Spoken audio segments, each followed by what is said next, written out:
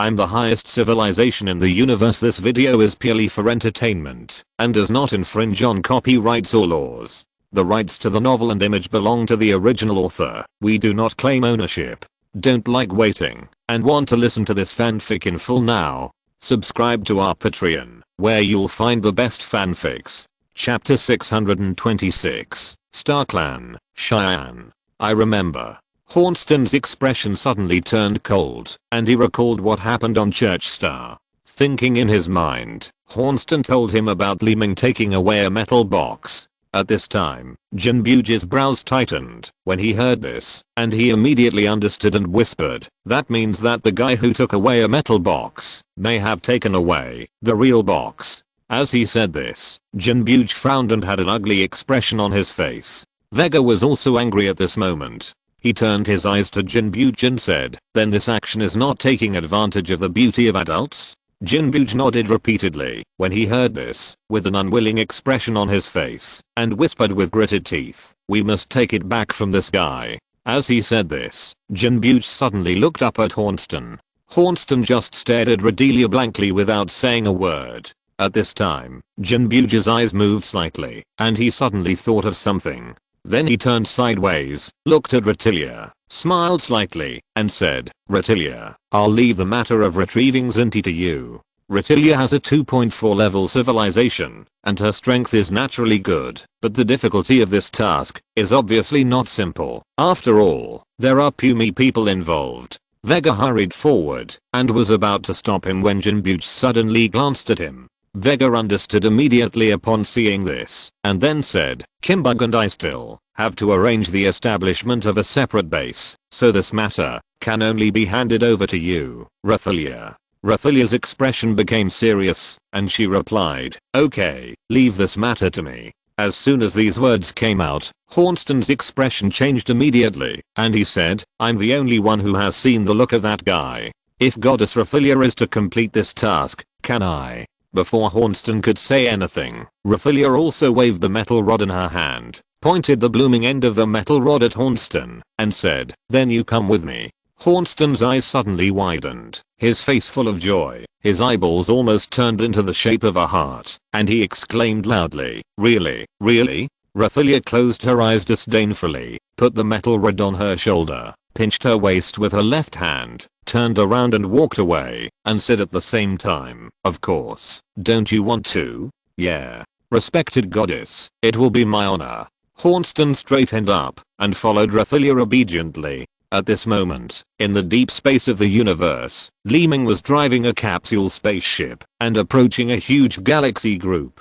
Li Ming could not remember how long the spaceship had been teleporting, but he had made progress in the practice of netting. He opened his eyes slightly and whispered, "It turns out, netting's real role is." Through this long practice, Li Ming also had a new understanding of netting. Netting, who ranked 11th on the list of 12 artifacts, was not mainly capable of attacking. Artifacts basically have powerful attack capabilities, but different artifacts correspond to different civilizations, and this is the problem of the consumption of the original energy. Only when they correspond to a fixed civilization can they achieve high power without consuming the original energy. Netting corresponds to biological civilization, and attack is only its auxiliary ability. Netting's real strength lies in his ability to recover after assimilating with the body. Artifacts with light medicine abilities can even increase the original energy. Of course, what Li Ming has mastered at present is Netting's auxiliary attack and recovery abilities. Although it is an auxiliary attack, it is a divine weapon after all, and it is not something that ordinary weapons can achieve. As for the recovery ability, it is indeed extraordinary. This kind of recovery can reconnect broken limbs and repair damaged or lost parts of the body. If it were an ordinary alien, even if they had Cheyenne Star certification, they would have to practice for several years to assimilate the body. But Li Ming had the 6 domains enhanced star certification, and with his own mental power, the speed of learning the star certification was naturally unmatched. This long transmission also allowed Li Ming to truly assimilate netting with his body. He slowly stood up, his eyes turned left and right, and looked at his hands and body. There was nothing abnormal, but his heart could clearly sense the changes in his body. He smiled slightly and whispered, "The divine weapon and the body assimilate." This feeling is really wonderful. Whispering in his mouth, Li Ming's face was already full of smiles. He took 2 steps forward and came to the operating table. He glanced at it lightly, and Li Ming's brows frowned slightly. Centaurus cluster? At this time, a huge galaxy map was displayed on the operating table, which was the Centaurus cluster. Raising his hand, the blue light on the console changed, and Li Ming's exact location disappeared. Li Ming's spaceship has entered the Centaurus galaxy cluster, but it is still at the edge. There are 2 large galaxies closest to Li Ming. One is the Lapnum galaxy, where the Orc civilization is located, and the other is the slightly farther Ornland galaxy. These are not where Li Ming wants to go, but since he is here, it is better than drifting in the void. He gently clicked again, and the galaxies on the console continued to change, this time showing a closer area for Li Ming. He looked at a planet on the console with his eyes focused, and whispered, "Star of Base." Li Ming had heard of this star before. It is a star of freedom and a star of trade. It is not subject to jurisdiction, and has no restrictions. You can do whatever you want here. It is heaven and hell. Looking at this planet so close, Li Ming hesitated. After a little thought, Li Ming decided to check it out on this planet. Danger is often accompanied by greater benefits. This place is full of possibilities. He raised his hand and locked onto this planet, and the spaceship flew over. The Star of Base is like an ownerless house in the wilderness. Anyone can enter and leave at any time, but there is no guarantee of what will happen between them. Li Ming's spaceship did not use the teleportation ability and flew directly from its space. The surface of the planet is desolate, like an endless desert, with no end in sight. During the flight, Li Ming kept checking the ground. As he got closer, more and more spaceships and aircraft began to enter Li Ming's field of vision. Just like a busy market, there are alien figures everywhere, which looks very lively. Li Ming's eyes quickly locked on an area. There were people gathered in this area. There were no buildings but dilapidated spaceships. Some spaceships were even broken. These dilapidated spaceships sank on the ground and were used as buildings. There were hundreds of spaceships in a large area, densely packed and of different sizes. Some of these spaceships were more than 10 kilometers long and wide, huge. Some were only a few hundred meters, and some were even smaller, only a few dozen meters. Some of these spaceships were destroyed, and some were parked here for a long time. There were very few that could take off. It was these spaceships that built this prosperous area like a city. After checking it out, Li Ming began to look for a place to land. Because this place is uncontrolled, there is no fixed place for spaceships to park. Just find a suitable place to park.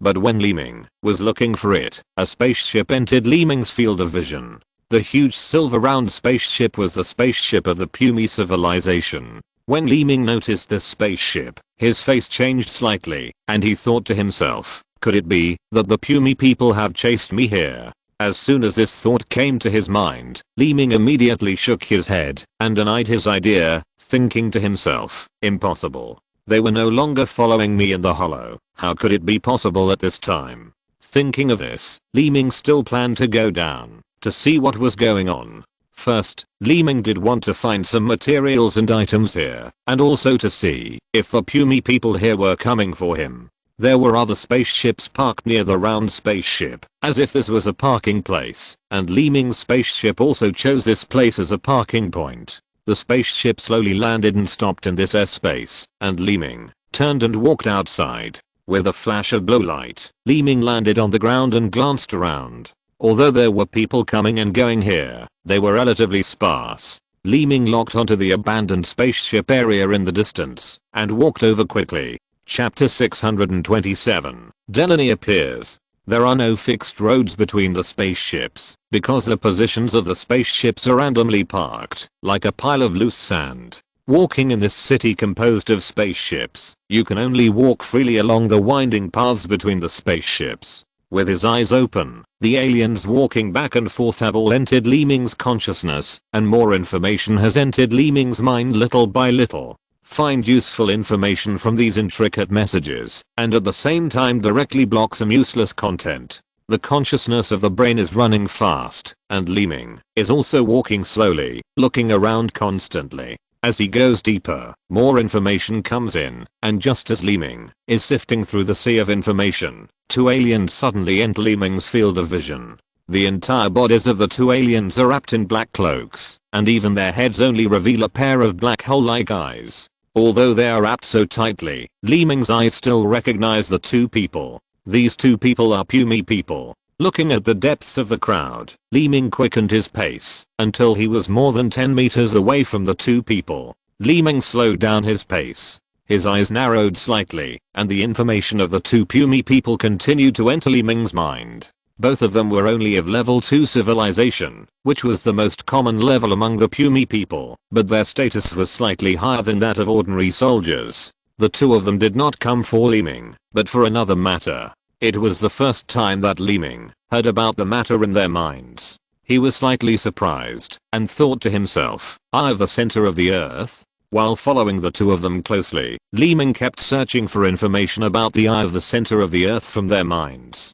From their minds, he learned that the eye of the center of the earth was the light from the center of the earth civilization peeping at a certain area of the universe, like a time-space tunnel, and it has a long history. Since the early days of the birth of the Orc civilization, the eye of the center of the earth has appeared once every period of time, and each appearance will bring important resources to the progress of the Orc civilization, which is also one of the reasons for the rapid development of the Orc civilization. It is as if the center of the earth civilization provided some items that are helpful to the development of the Orc civilization from a distant place. Therefore, the eye of the center of the earth is extremely important to the Orc civilization, but it is a great challenge to the order of other civilizations in this area. Originally, this place had always been ruled by the second level civilization world group. The sudden growth of the Orc civilization directly affected the status of the pumy civilization. As the civilization that ruled here, if it could not directly destroy this civilization, it would naturally be impossible to allow it to continue to grow. Therefore, it was extremely important to find the eye of the center of the earth. The two pumy people that Li Ming was following were the guys sent by the pumy civilization to search for clues about the eye of the center of the earth. Moreover, the two people had already found clues, and now they were going to meet the person who provided the clues. Li Ming still followed closely behind, and he also had some interest in the eye of the center of the earth. The eye of the center of the earth was naturally extraordinary as the ultra-long distance space-time transmission of the center of the earth civilization, and it was not directly transmitted through the vacuum universe, but opened from the center of a certain planet. In other words, before the transmission port was formed, a planet would be randomly selected in a certain area, and energy points would begin to burst from the center of the planet, and finally a transmission port would be formed. However, it would be like finding a needle in a haystack to find this transmission port accurately, and it would even be more difficult than finding a needle in a haystack. There were trillions of planets in just one large galaxy, not to mention a galaxy group or galaxy cluster. Li Ming quietly followed the two pumy people in front of him. The two people went straight to a small spaceship not far away. This small spaceship was only more than 30 meters wide, but more than 10 meters high, like a gyroscope. The bottom of the spaceship was already dilapidated and almost completely damaged, while the top of the spaceship was old but well preserved, just like this tunnel entrance. The location of this spaceship was far away from the crowd and relatively secluded. Only occasionally a few aliens passed by in front. The two pumy people in black cloaks stopped at the door and talked to each other before walking inside. Li Ming stood in the crowd in the distance and watched quietly. He turned his right hand and a green light shot out from his hand. The green light was the blue dragon. It flashed and disappeared into the small spaceship. Li Ming turned around and walked towards a large, dilapidated spaceship on the side. This dilapidated large spaceship was a trading place. There was a flying dragon watching over there. Li Ming didn't have to worry, so he also took the opportunity to see if there were any useful items for him. On the second floor of the small spaceship, two pumy people came to an independent and closed cabin, and there was already an alien waiting inside. This alien was only about 1 meter tall, relatively short, wearing dark blue armor, with a small head between the high collar. His facial features were somewhat similar to humans, but his long ears and dark skin made him look different from humans. This person was none other than the dark technological civilization, Delaney. The two pumy people raised their hands and took off their hoods, revealing their silver white heads. Except for the black hole-like eyes, the rest of the head was silver, and even the other facial features could not be seen. Delaney smiled slightly and said, "This is my first time to be in such close contact with a pumy. Stop talking nonsense and get to the point," one of the pumy people said unhappily, as soon as he sat down at the table. Delaney raised her lips slightly and said with a pair of charming eyes, "You are really anxious."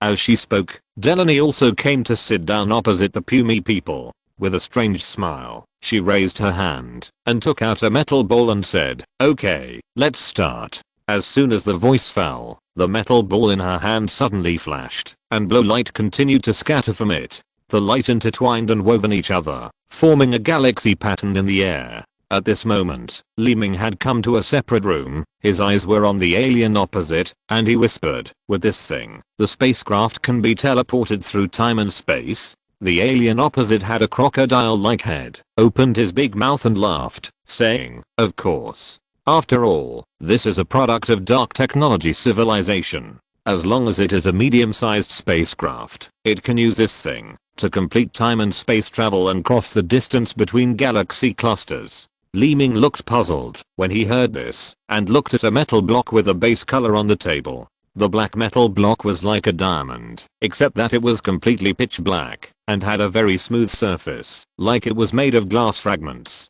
This object was only the size of a palm, and it looked normal on the surface, but its ability surprised Li Ming. After all, it was an object that could give ordinary spaceships the ability of space-time spaceships. Li Ming had seen through the other party's mind through his wisdom eyes. The alien did not lie to Li Ming, but Li Ming was still a little worried. After all, Li Ming had never used this object. Seeing that Li Ming was still hesitating, the alien on the opposite side said again, "The product of the dark technology civilization is definitely the forefront of current technology, and the price I give is also very suitable." Li Ming narrowed his eyes slightly, and his expression suddenly changed after hesitating, because at this time the two pumy people had finished talking to Delaney and walked out of the small building. Li Ming immediately raised his hand and said, "I'll buy this thing." As he spoke, a blue light flashed in Li Ming's right hand, and a star bag appeared, and then he threw the star bag to the other party.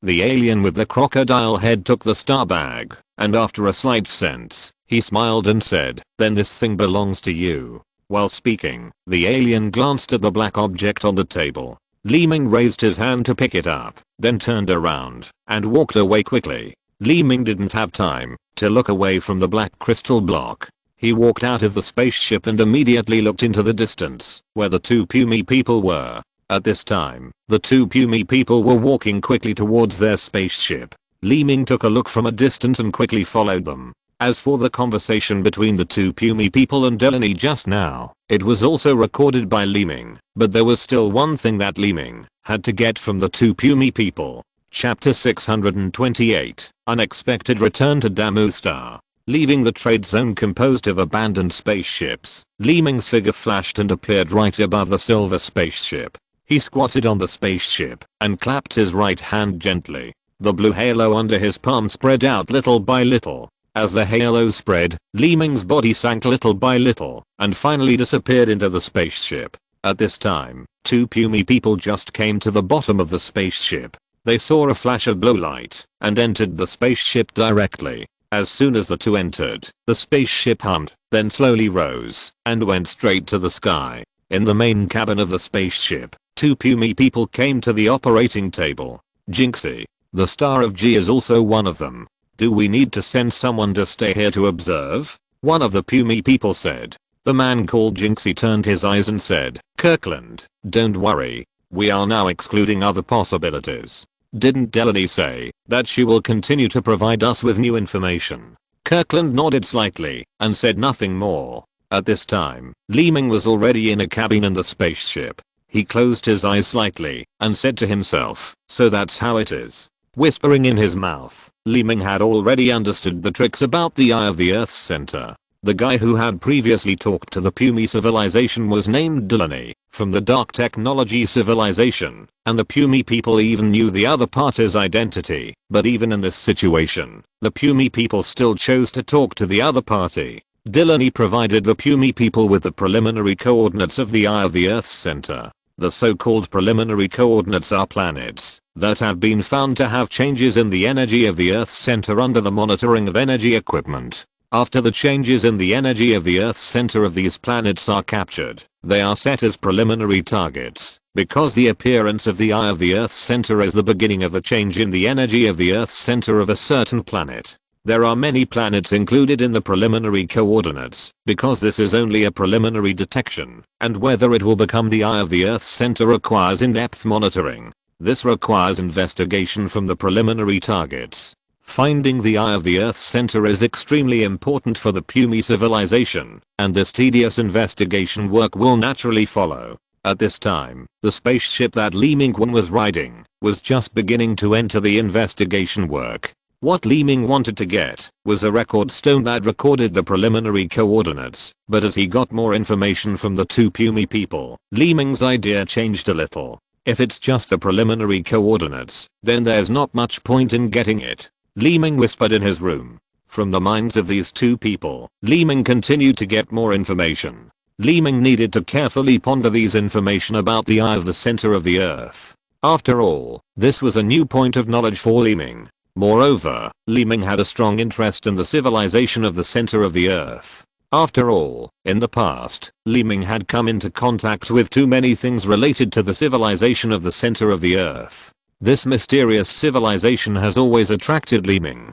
As long as there is a chance, Li Ming still wants to learn more about it. The spaceship that Li Ming was in had already started running, but Li Ming was still staying in the cabin motionless. In order to find the location of the eye of the center of the Earth, the Pumi civilization has dispatched a large number of personnel and sent out more high-tech detection equipment, which is enough to show the importance of the Pumi people to this. At the same time, another fleet has also embarked on the journey of searching for the eye of the center of the Earth. That is, the Orc civilization. Spaceships flew out from the bigs to one after another. This was a very critical time for the Orcs, because every time the eye of the Earth was opened, the Orcs would make great progress in civilization. The Orcs had already stepped half a foot into the second level civilization world, so the eye of the Earth was the top priority. The Hydra Centaur supercluster was already in a tense state. On one side was Pumi Wenhong, who was searching for the coordinates of the eye of the Earth with great fanfare, and on the other side was the Orcs who were searching secretly. There seemed to be only a thin layer of paper between the two civilizations. As long as the time came, the war would break out. Delaney, who was on the star of base, looked at a silver metal ball in front of her with a strange look in her eyes. The blue light on the metal ball flashed, showing the faces of the other two people, who were Bloodhunter and Rock Bernard. "How are you doing?" Bloodhunter spoke first. Delaney smiled and said, "Although it took some trouble, we still met the Pumi people and have already contacted them. I have given them the latest coordinates." Zuchu nodded in a serious manner and said, "Next, we have to wait for the exact location of the eye of the Earth's center. Rockbunner, tell me and Delaney, as soon as you determine the location of the eye of the Earth's center." "Yes." Rockbunner replied immediately. There was no slackness under the serious expression of Zuchu. Under his solemn eyes, he seemed to have other thoughts. He whispered, "Now everything is still developing in the direction we planned, but we can't relax at all." While talking here, the spaceship that Li Ming was riding had already approached a planet, but at this time Li Ming was no longer observing anything, but just quietly practicing in the cabin. For Li Ming now, as long as he followed the two people in front of him, he would always find the location of the eye of the Earth's center, or the information related to the eye of the Earth's center, and he would be absolutely safe in this spaceship. Although he had already assimilated with the artifact Nito, Li Ming still had a magic weapon on him that had not been assimilated, so he could take this opportunity to practice. The silver round spaceship arrived at a desolate planet in space. Jinzi in the main cabin looked at the operating table in front of him and whispered, "According to the information provided by Delaney, the probability of the Earth's center eye appearing in the Lawnland galaxy is very low, and there are a total of 3 planets in this large galaxy that are most likely to become the Earth's center eye. Other Pumi people have already checked the other 2 planets, So as long as you and I check this planet, it will be fine. Jinzi continued. Kirkland nodded slightly and replied, excluding these 3 planets, there is only the Lapnum galaxy and its surroundings left. As he said this, Kirkland slowly raised his hand and lightly tapped the operating table, and after the blue light, the information of the planet that was about to land had emerged. This planet was Damu. Buzzer light sound was heard, and the spaceship suddenly disappeared in space. When the spaceship reappeared, it was already above the surface of Damu star, which was the position where the spaceship locked in space.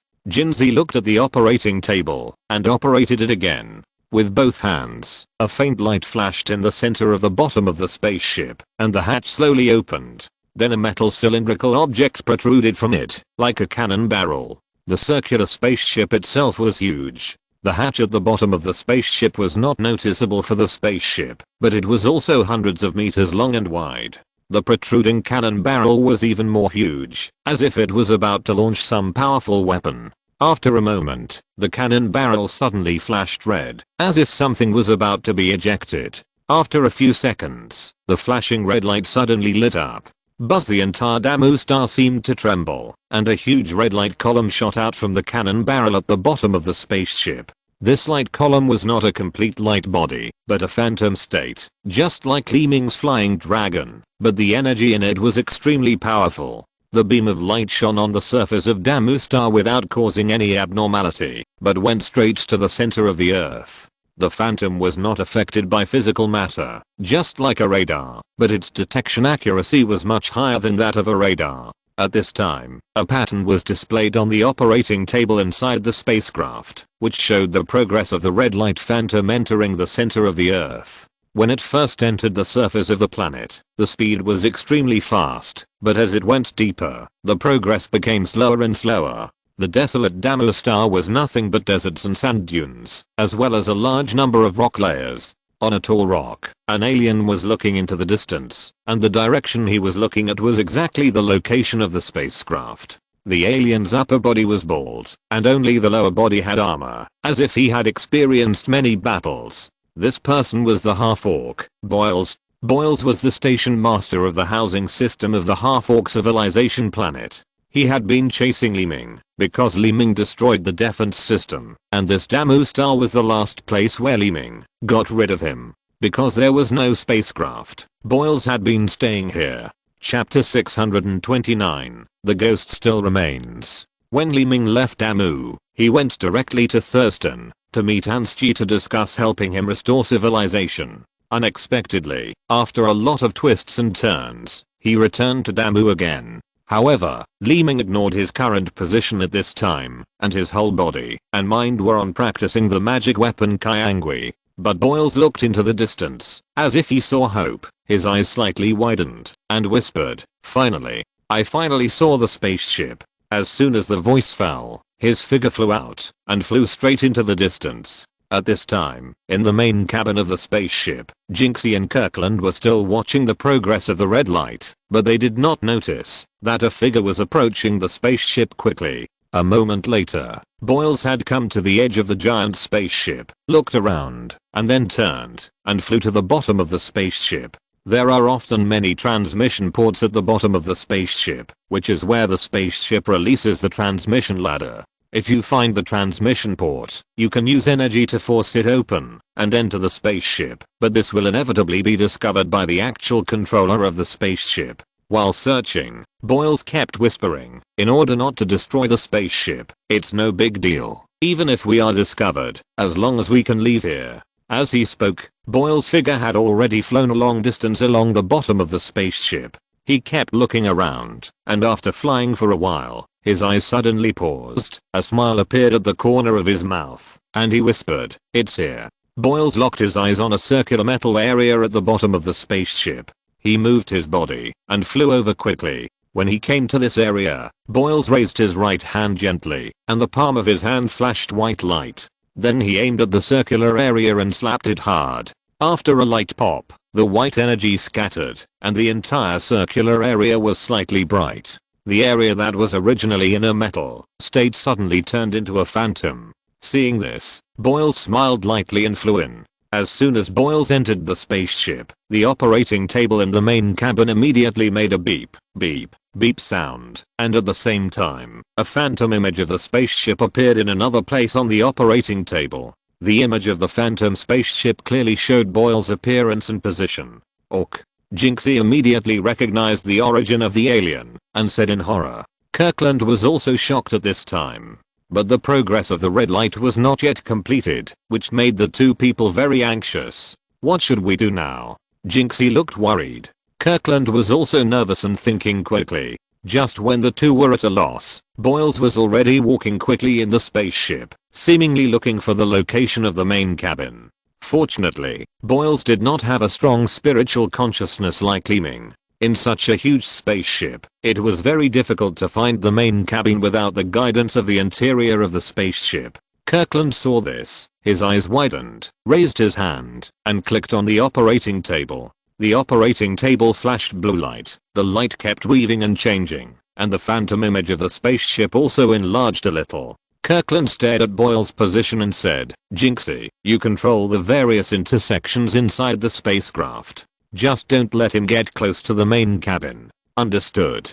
Jinxie then gently pointed at the spacecraft phantom and began to operate. Set a fixed entrance and exit at Boyle's position so that Boyles can reach any place in the spacecraft, but he cannot reach the main cabin. Although Boyles can easily destroy the facilities and metal doors inside the spacecraft, such destruction is meaningless without knowing the exact location of the main cabin. The Pumi people's spacecraft is in the shape of a round cake, with a huge space inside. It is indeed not easy to find the main cabin from it.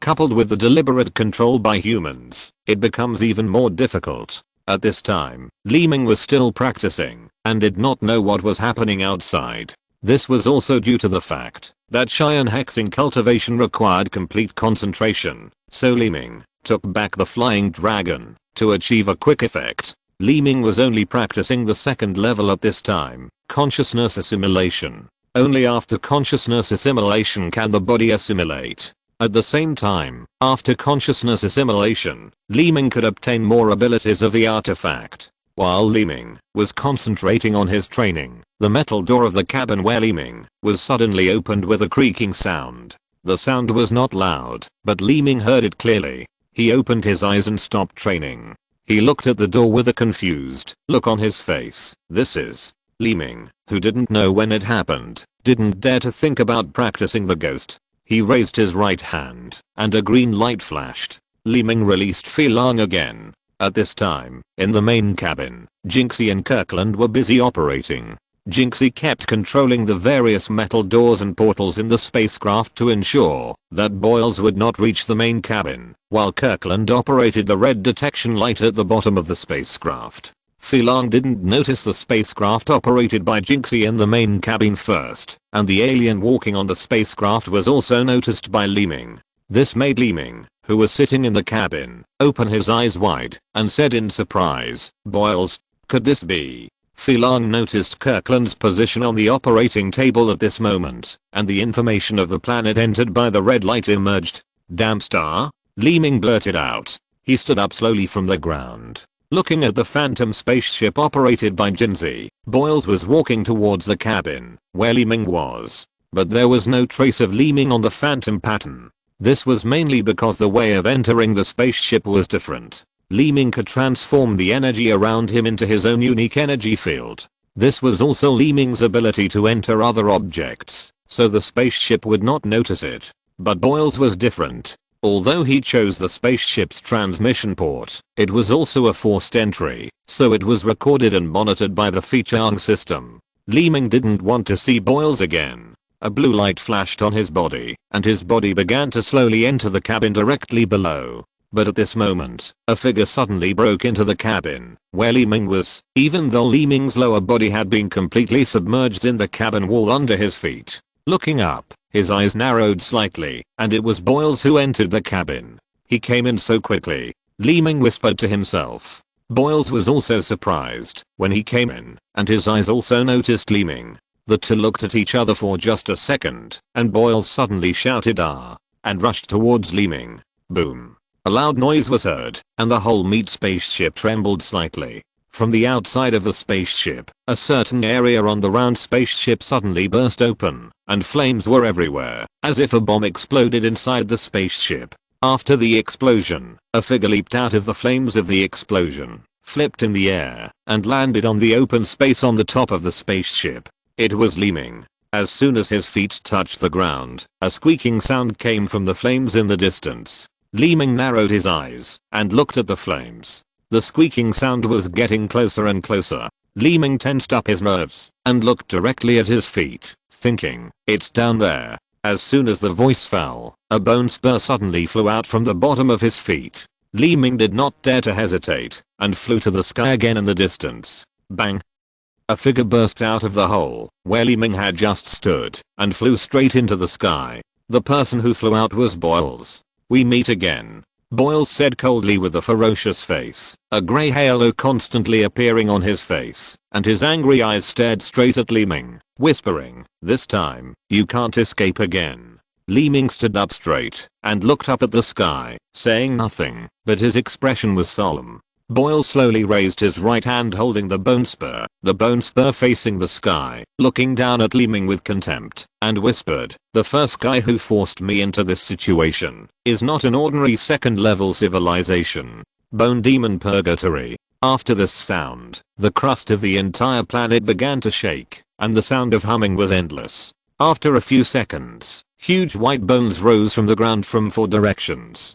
Chapter 630, Unprecedented Weapons. Above the surface of Damu, a circular spaceship several kilometers long and wide stood still. The bottom of the spaceship was still a red shadow light column, and the light column was still spreading deep into the center of the earth of Damu. And right above the spaceship, there were 2 damaged holes, one large and one small, and the flames in the large hole were still burning. But in the 4 directions of the spaceship, there were 4 thick bones, each of which had a diameter of nearly 1,000 meters, like the Optimus Prime supporting the sky. The 4 bones stretched out from the ground and were 100 meters higher than the spaceship, tightly controlling the spaceship in the middle, and the 4 bones also released white light curtains to each other, like a layer of gauze. The 4 huge bones were tightly connected together by the white light curtain, forming a square light curtain cover.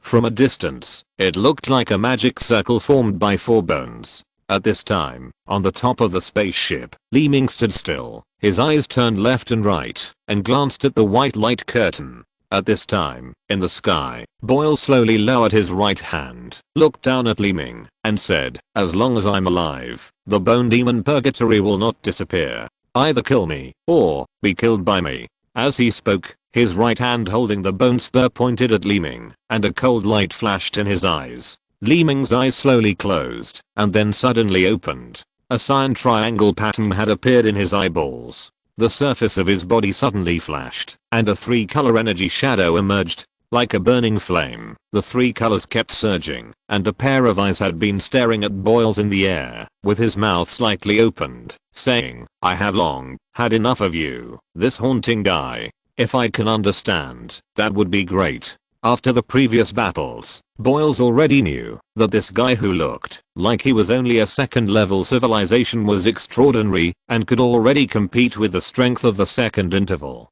Based on this information, Boyles naturally had to do his best. Boyles raised his left hand and patted his chest. A muffled thud was heard, and a bronze halo spread from his chest. He whispered, "Dragon bone form." As soon as he finished speaking, a creaking sound was heard. Bones suddenly grew out of Boyle's body. These bones were bronze and attached to his body. The growth of bones not only wrapped Boyle's flesh, but also changed Boyle's body shape. His arms leaned forward and turned into 2 front paws in the skeleton. His legs turned into 2 hind limbs, and a long bony tail grew on his empty buttocks. And the spine on his back grew blade-like thorns. The sharp bone spurs extended from Boyle's neck to the end of his tail, and his head was also wrapped in a huge animal skull, which opened its mouth and showed sharp teeth. Wrapped in the bones, Boyle's body size expanded by more than 2 times, as if he had turned into a giant skeleton beast. Li Ming swung his right hand and heard the chain clattering.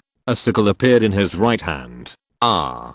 An angry roar came from the sky, and the sound was accompanied by energy shock waves, like a gust of wind blowing in the face, and the cloak behind him kept fluttering. Li Ming stared at the other party with his eyes fixed, holding the sickle tightly in his right hand, thinking, this is the strongest state of the orcs. In the skull of the beast, Boyles looked at Li Ming coldly, snorted, and whispered, you know nothing about the orc civilization. As soon as the voice fell, the body suddenly moved. On the surface, it seemed to be just a slight tremor, but the next moment, the skeleton beast had come to Li Ming's eyes. Li Ming clenched his teeth tightly and whispered, this speed is close to teleportation. There was no time to think, let alone dodge. The sickle in his right hand quickly blocked in front of him. Boom.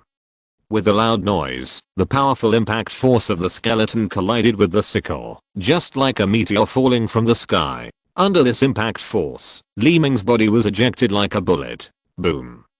Another loud noise. This one was different from the previous one. The previous one came from the top of the spaceship at the moment of impact, while this one came from the bottom of the spaceship. Under the impact, Li Ming's body actually pierced through the spaceship directly and fell to the ground below. Bang. Dust and smoke burst out along with rocks, and Li Ming's figure disappeared directly in it. From a distance, it seemed that Boyles' strange beast skeleton spewed out something, and that thing directly pierced through the spaceship parked in the air and hit the ground. A big hole appeared in the spaceship that was hit, and flames burned from both sides. Boyles stood on the top of the spaceship, looking down from the hole where the impact occurred. The smoke and dust were still dissipating, but just when the smoke and dust were about to dissipate, a light suddenly flashed from the smoke, just like a bright light suddenly lit up inside. As soon as he saw the light, Boyles immediately raised his head in an evasive gesture. With a sizzle sound, the white blade of light extended out. The white blade of light continued from the smoke and dust to the sky above the spaceship, passing through the damaged hole. Even though it did not hit Boyles, the growth of the blade of light did not stop at all until it touched the white barrier at a higher altitude. With a bang sound, the blade of light made a dull impact on the surface of the barrier and then slightly spread out, turning into dots of starlight, and the entire blade of light instantly dissipated and disappeared in the air. Boyles' expression tightened, and the next moment, a figure suddenly flashed behind him, and Li Ming swung his sickle and chopped it down. Instant light slash. Bang. Like the sound of metal hitting, a creaking sound also came out. Boyles rolled directly and flew out, his body rolling along the surface of the top of the spaceship until it was 100 meters away. The hind limbs pushed hard against the ground, and the forelimbs grabbed the metal on the top of the spacecraft. Despite this, the whole body slid more than 10 meters before it came to a stop. The sharp bone claws and the metal on the surface of the spacecraft also produced a lot of sparks. As soon as the body came to a stop, Boyles' eyes turned slightly to the side and looked at the animal skull on his face. At this time, the animal skull was still broken. Looking at the broken place, his eyes returned to Li Ming. His eyes became extremely solemn, and he whispered, "What kind of weapon is that? I haven't seen him use it in the previous battle, but it has such a powerful destructive power. This guy still has powerful tricks." Thinking of this in his mind, the look he looked at Li Ming had changed a little, and Li Ming moved his feet and ran towards Boyles. At first, the speed was very slow, but it got faster and faster. Boyles' expression tightened, and his two front paws exerted force, and the metal under his feet made a squeaking sound, followed by a whoosh sound, and his body flashed out. Dang, dang, dang. A fierce collision sound was heard immediately. The two had already collided with each other. The figures who were attacking each other fiercely, with a hook and sickle blade on one side and sharp claws on the other side, clashing with each other, coupled with their own fast figures, were evenly matched for a while. And this battle continued on the operating table in the main cabin of the spacecraft. Jinxie and Kirkland were also using the system monitoring of the spacecraft to observe. From the back of the two people, it seems that they are just standing in front of the operating table to observe the battle, but looking at the front of the two people, their faces are livid, their hands are shaking, and their entire faces are as stiff and colorless as if they were frozen. Jinx's stiff neck twisted a little bit, looking at Kirkland on the side, and his trembling mouth stammered, Now, what should we do now?" Kirkland was also sweating, and did not even respond to Jinxie, but just shook his head slightly. The battle at the top continued, and there was a loud bang. The attack of the hook and sickle was blocked by Boyle's front claws. The two also gnashed their teeth and refused to give in. At this time, Boyle's bronze skeleton was covered with numerous scars, which were caused by the sickle hook. Boyle's eyes turned, and he naturally noticed this, but he still looked at Li Ming with disdain and said, "If you have any powerful tricks, use them quickly. I'm looking forward to it." Li Ming also glared at him, narrowed his eyes threateningly, and said, "Is this all the strength of the orc civilization?" Chapter 631, Beast Transformed Orcs. No wonder, a guy in the early stage of level 2 civilization can fight against my level 2.4 civilization without losing. He is indeed a powerful guy. But, Boyles looked at Li Ming coldly and continued, "But you happen to meet me. If I don't strangle you to death now, I'm afraid you will be a big trouble when you grow up."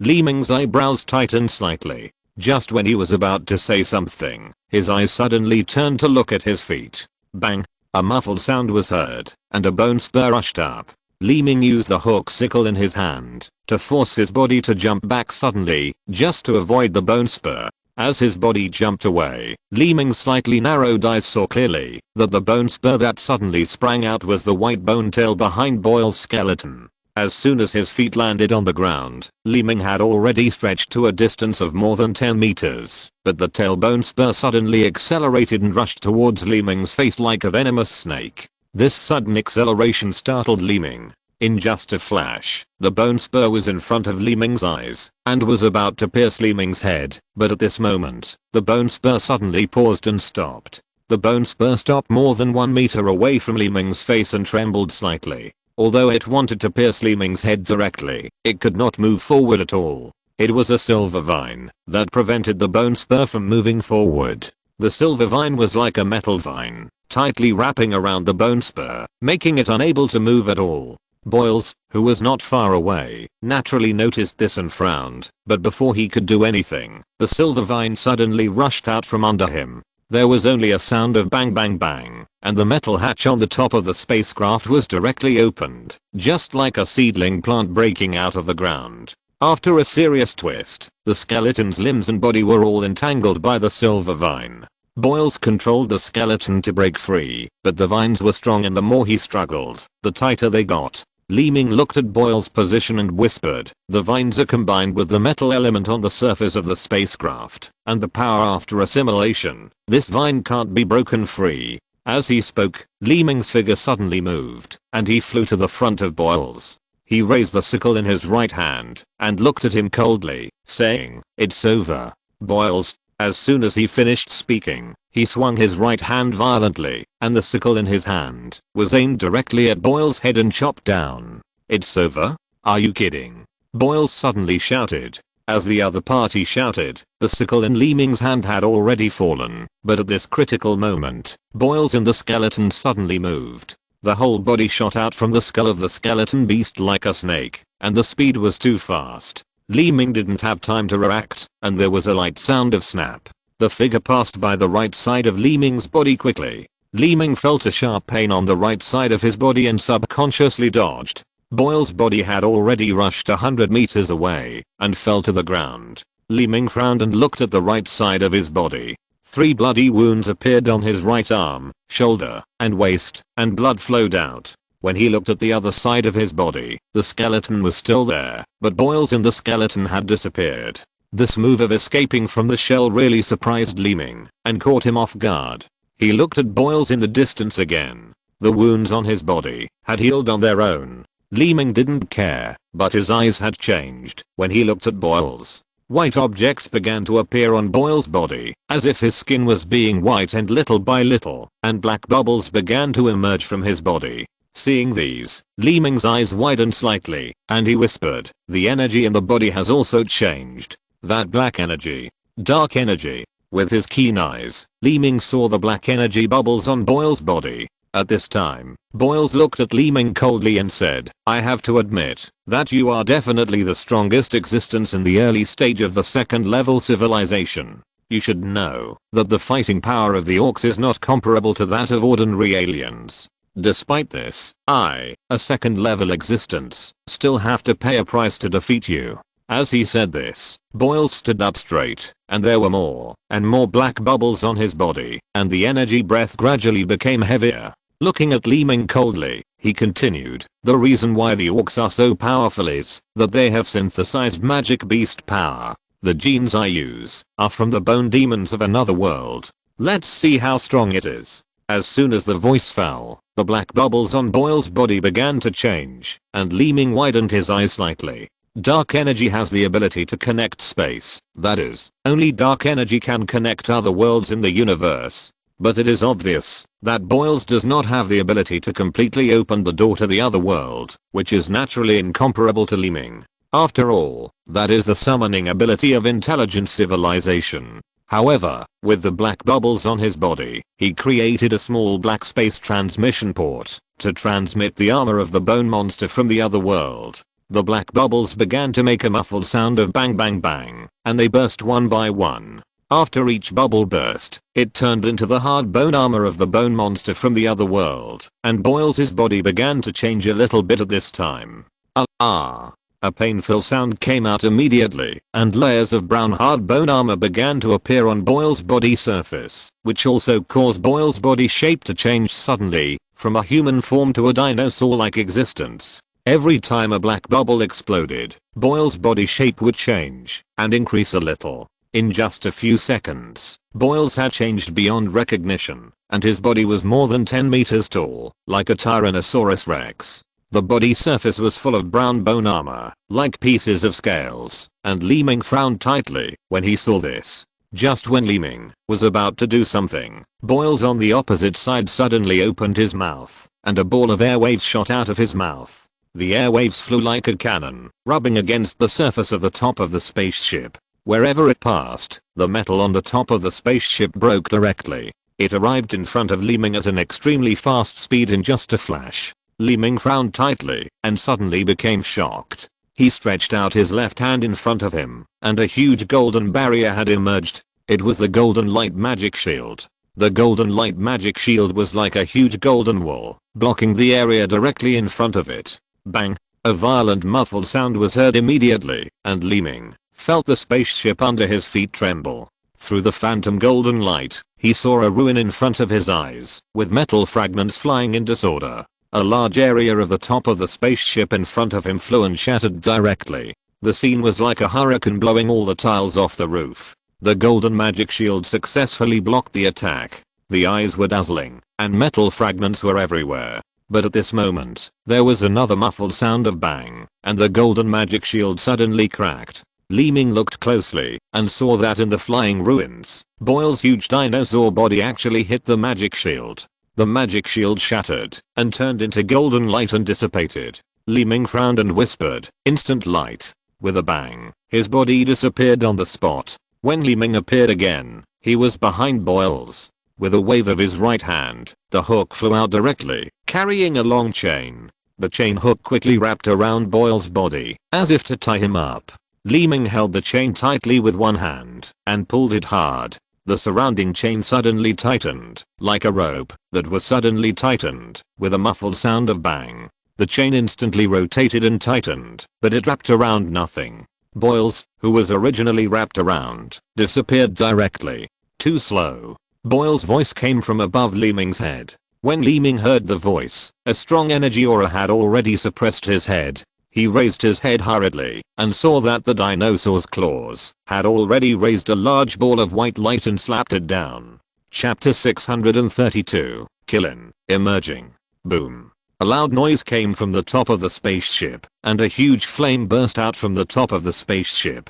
The powerful attack directly caused a large hole hundreds of meters long and wide on the top of the spaceship. The flames continued to burn, and the violent explosion caused a chain reaction. The entire spaceship began to tilt and sway. Under the flames at the bottom of the spaceship, Li Ming's body slowly fell, like a corpse, and a bloody hole appeared in Li Ming's abdomen. As if a bloody hole appeared in his abdomen. Li Ming closed his eyes tightly. His consciousness was still there, but his body was extremely tired. Sure enough, the second interval is still stronger. Is that so? Li Ming whispered in his heart. The intense consumption of energy and the wounds on his body, Li Ming is now exhausted. After all, there is indeed a certain gap in energy volume, and in addition, the toughness of the orc's bodies is not comparable to Li Ming. But at this moment, Li Ming's brain suddenly made a muffled hum. It was as if his consciousness suddenly entered another consciousness. "Do you need my help? I'm very kind-hearted." A voice came from the consciousness, and Li Ming's consciousness sensed it, and immediately noticed that a red and yellow consciousness had appeared in Li Ming's brain. Looking up, a huge figure had emerged not far away in the dark consciousness space. When he saw that figure, Li Ming frowned immediately. "Killin," Li Ming said in astonishment. The guy who appeared in Li Ming's consciousness at this time was the Killin that Li Ming had sealed in his body when he was captured on the Big Star. Killin looked at Li Ming with interest and whispered, "As long as you can agree to a small request of mine, I will help you solve the trouble in front of you immediately." Looking at the huge phantom, Li Ming's eyes widened a little. "I have entered your body. Originally, at least half of your body should be mine, but you didn't leave me any space. As a half-orc, how can you use my power like this?" Killin continued.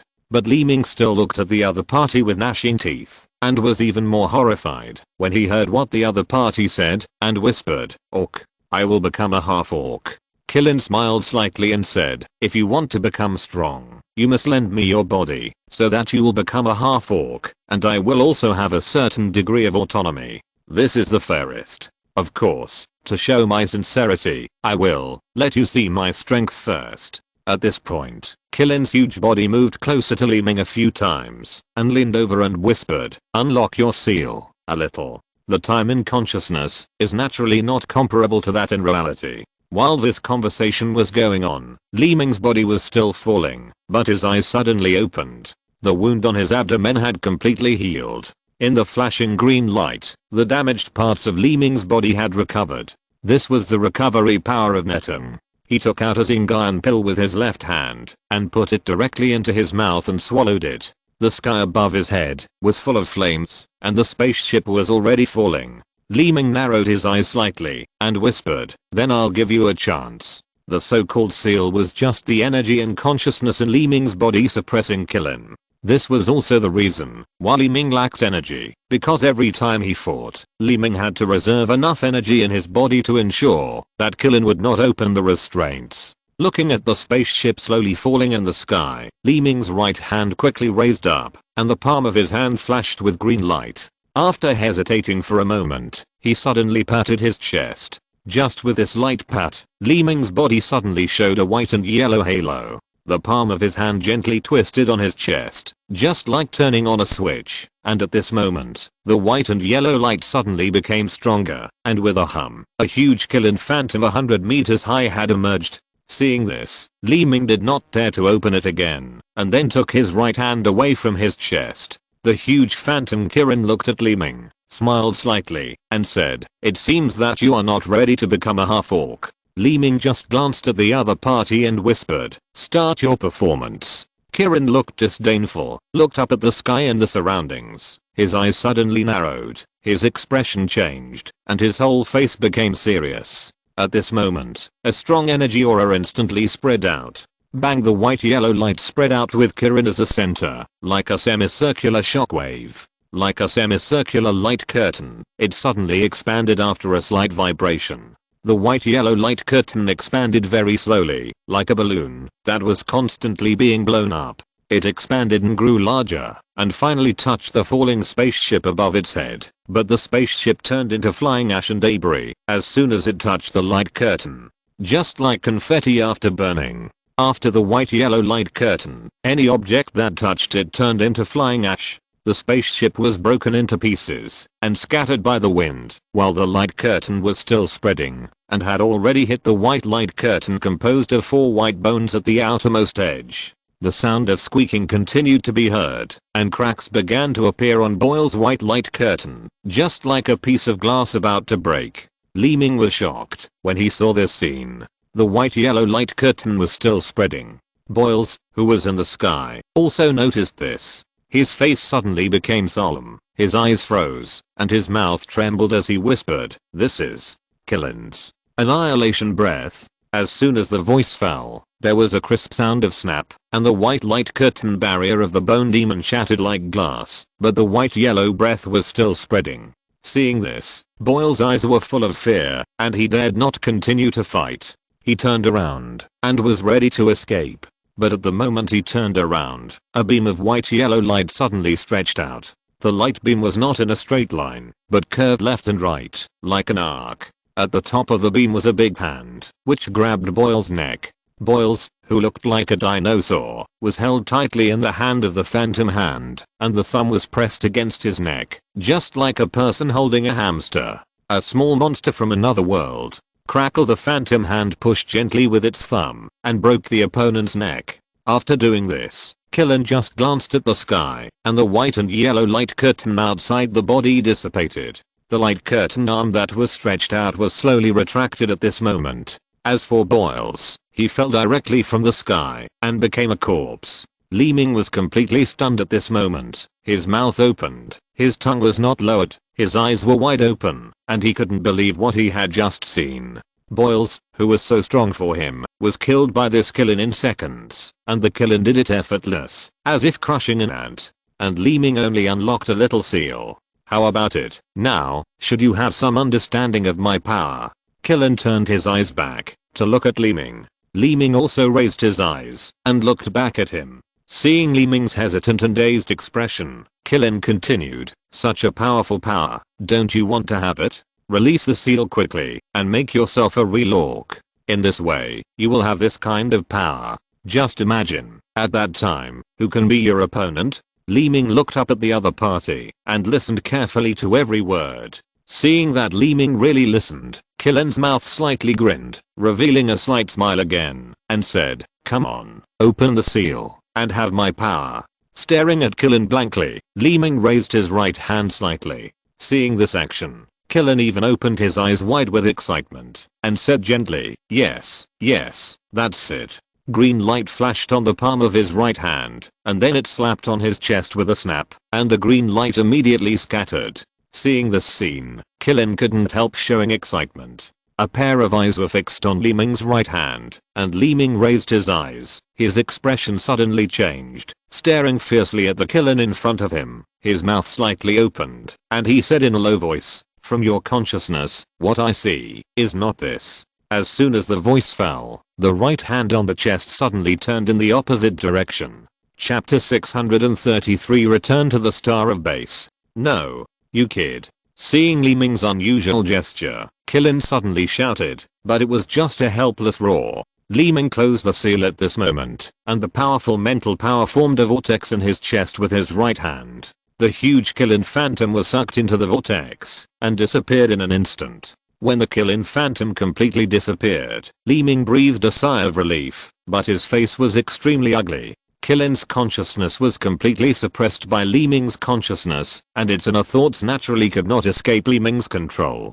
At this time, Li Ming was still a little scared when he thought about it. According to the consciousness information Li Ming had, this Killen was the important item obtained by the orcs in the last eye of the Earth's center, but Li Ming had no way of knowing much information about Killen. But there was one thing Li Ming could be sure of, that is, Killen's purpose was to break free from Li Ming's bondage. Simply put, when consciousness enters another life form, there will be two consciousnesses. At this time, the two will compete for the body, and it will be a life and death struggle. This was the case when Li Ming was on Earth, and it was also the case with Meng Lianai in the parallel universe. Either they devoured the other's consciousness, or they were occupied by the other's consciousness. Li Ming was still unable to devour the powerful consciousness of Killen, but he could seal it. This was mainly due to Li Ming's wisdom and intelligence, and his extraordinary mental strength. If it were someone else, he would definitely be devoured by Killen.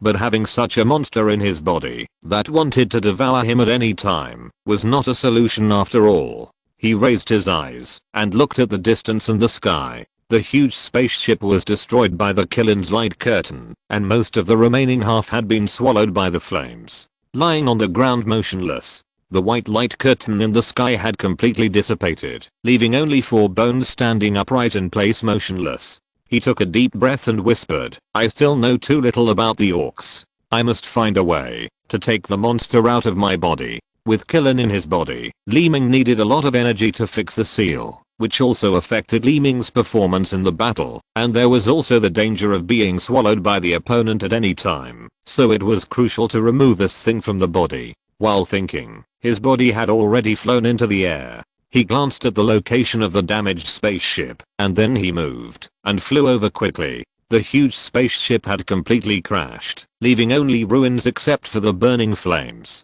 With his eyes narrowed slightly, Li Ming frowned and whispered, "These two guys actually escaped."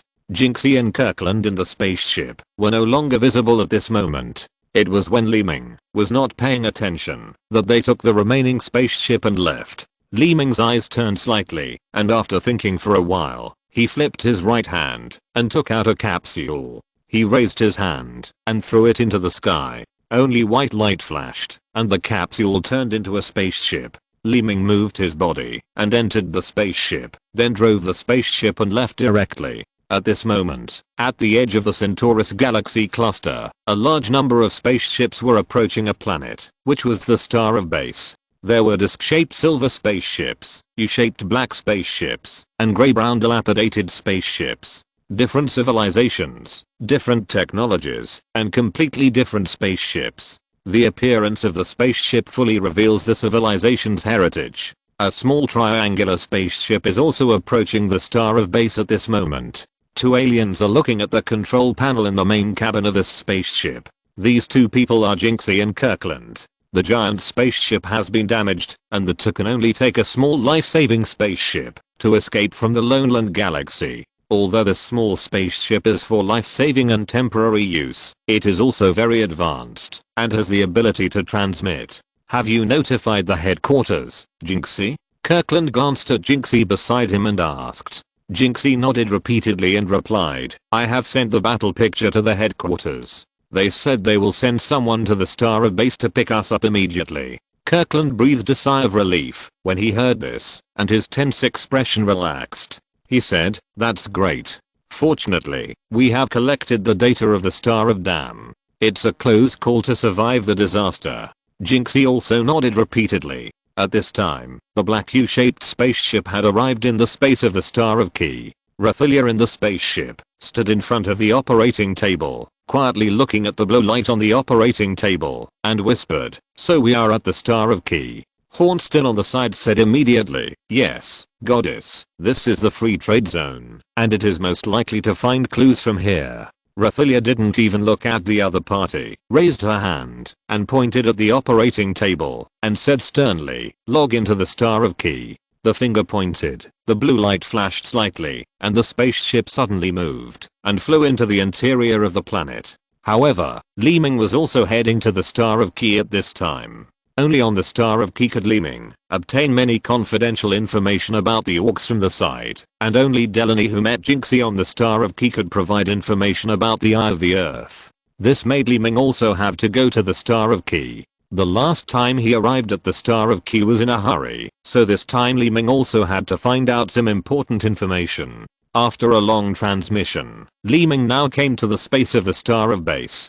From the operating table, the current Star of Base did not change much. It was the same as what he had seen before. It was so peaceful that Li Ming felt a little unusual. He controlled the spaceship and headed straight for the ground of the Star of Base. As soon as he entered the interior of the planet, Li Ming immediately breathed a sigh of relief. The airspace of the Star of Base was still as lively as ever. Spaceships or aircrafts could be seen flying back and forth everywhere. Such a lively scene instantly dissipated Li Ming's doubts. The spaceship flew quickly. Li Ming was going to the last landing point. Soon a large number of dilapidated spaceships appeared in his sight. A large number of dilapidated spaceships were like a scrapyard. The aliens inside often came and went, and it was very lively. When you come here, you will always have an inexplicable sense of familiarity. You can see all kinds of people here. Some are cunning businessmen, some are like tramps, some are high-ranking nobles, and some are just civilians passing by.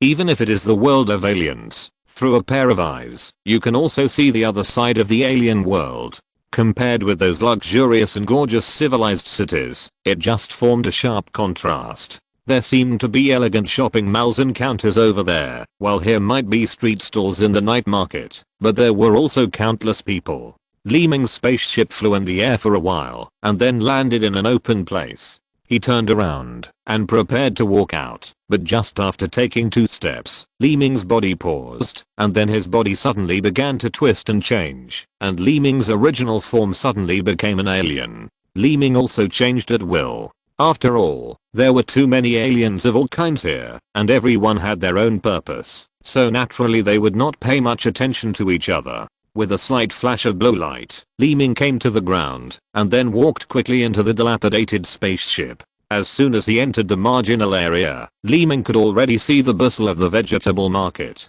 Several dilapidated small spaceships were converted into open-air windows, and various trading items were also displayed, waiting for customers to choose. Some of the doors were hung with signs with various alien characters written on them. Last time Li Ming was in a hurry, he didn't pay attention to the details of these shops. Now Li Ming naturally wants to relax and take a look. The outermost edges are small spaceship modified stalls, and further in, there are separate places for medium-sized spaceships. The purpose of these places is hung on the outside with a sign, and the characters on the sign can clearly know what they are doing. Item trading, information consultation, etc. There may be everything, but Li Ming doesn't like these, and going deeper, there are large spaceships. Of course, although there are more large spaceships in the innermost area, there are also small spaceships and medium spaceships. However, the further in, the fewer people there are. Looking around, a huge sign came into Li Ming's field of vision.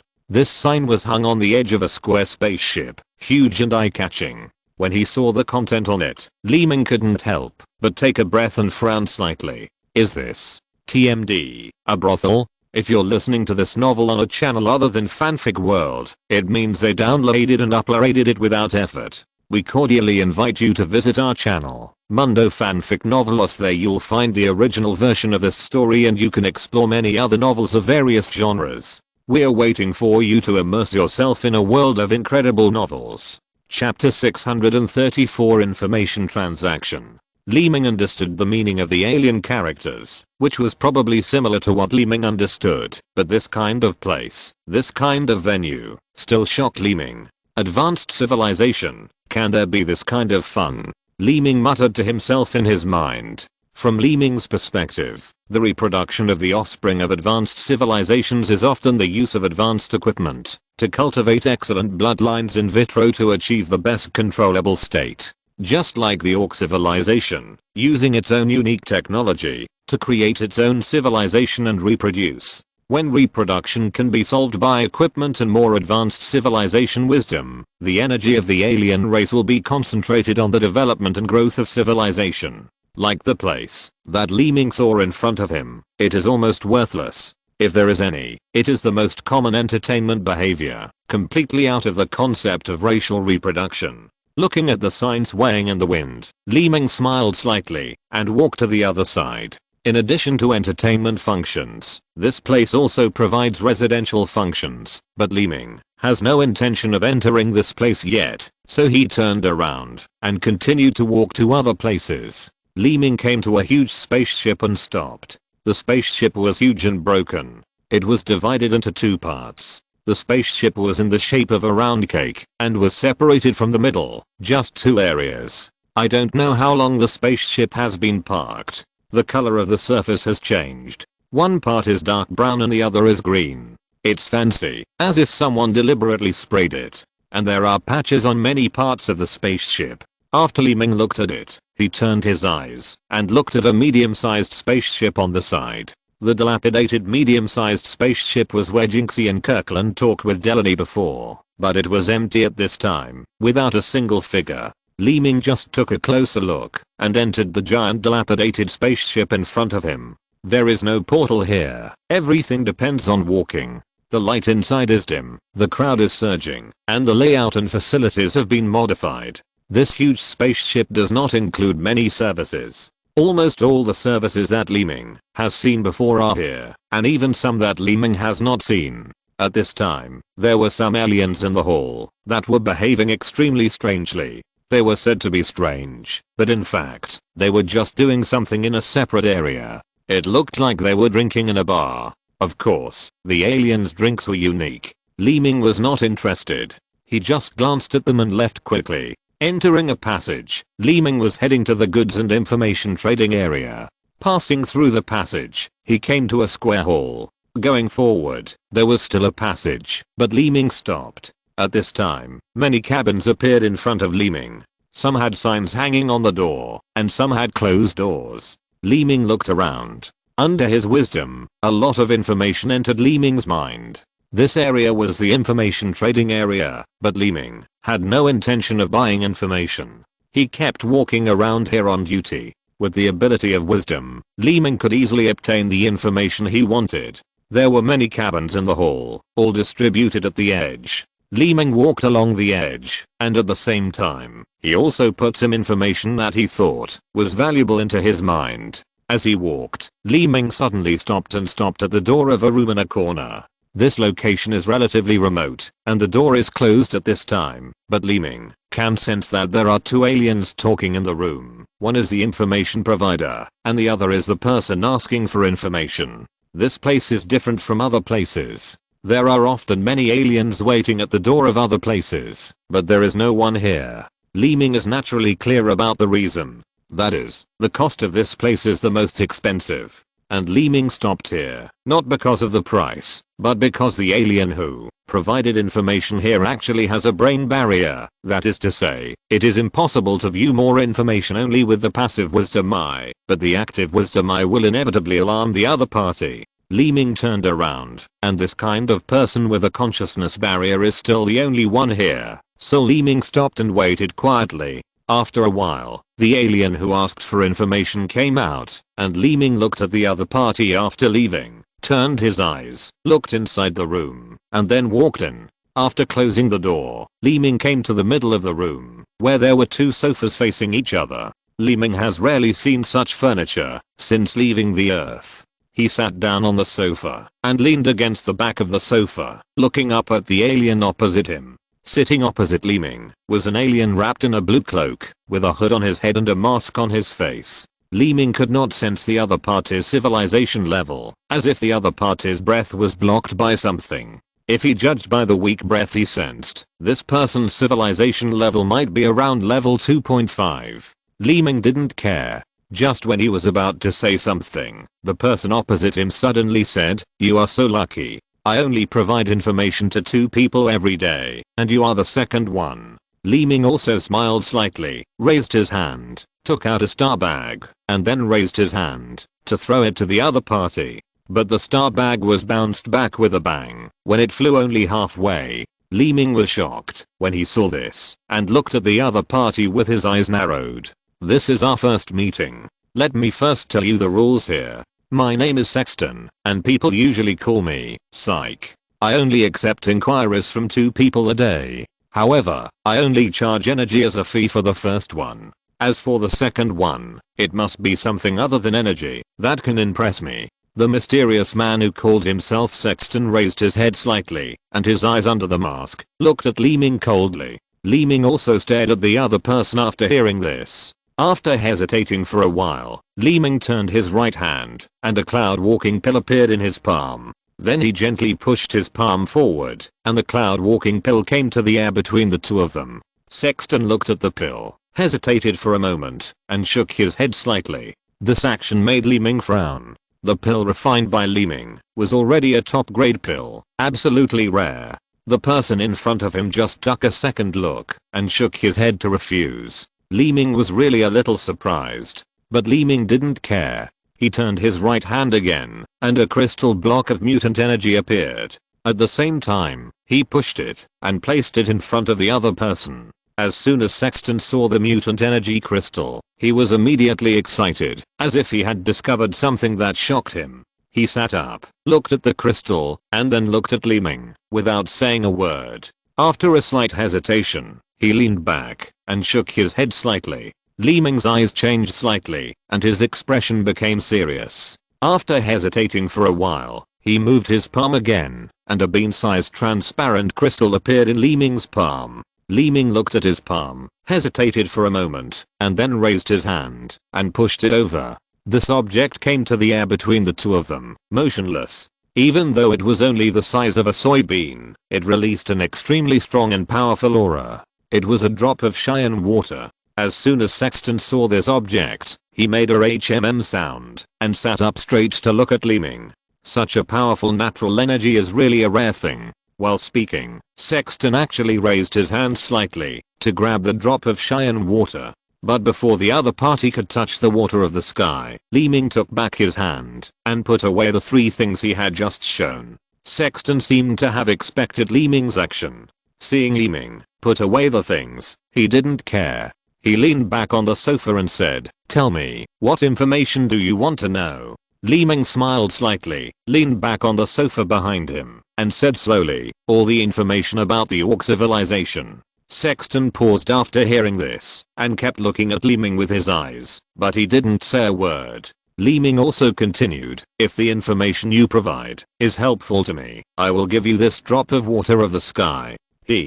Sexton laughed softly, then raised his hand, and a blue energy ball appeared in the palm of his hand. Chapter 635, about Orc civilization. All the information about the Orcs is here. You just read it yourself. As he said this, Sexton gently pushed the blue sphere towards Li Ming. The blue energy ball slowly floated away from Sexton's palm and came to Li Ming little by little. Li Ming glanced at him and quickly returned his gaze to the blue sphere in front of him, but did not act rashly immediately. At this time, Sexton continued, "There is nothing I don't know in this supercluster. You came to me, and you really found the right person." Li Ming still said nothing, just looked at the blue energy ball in front of him. This energy ball is formed by the gathering of its own energy, and then wrapping up the consciousness, thus forming a disposable energy sphere carrying information. Li Ming raised his right hand and gently grabbed it. The blue energy ball immediately entered Li Ming's hand, and then the green light flashed in the palm of his hand, and the information in this energy ball entered Li Ming's consciousness little by little.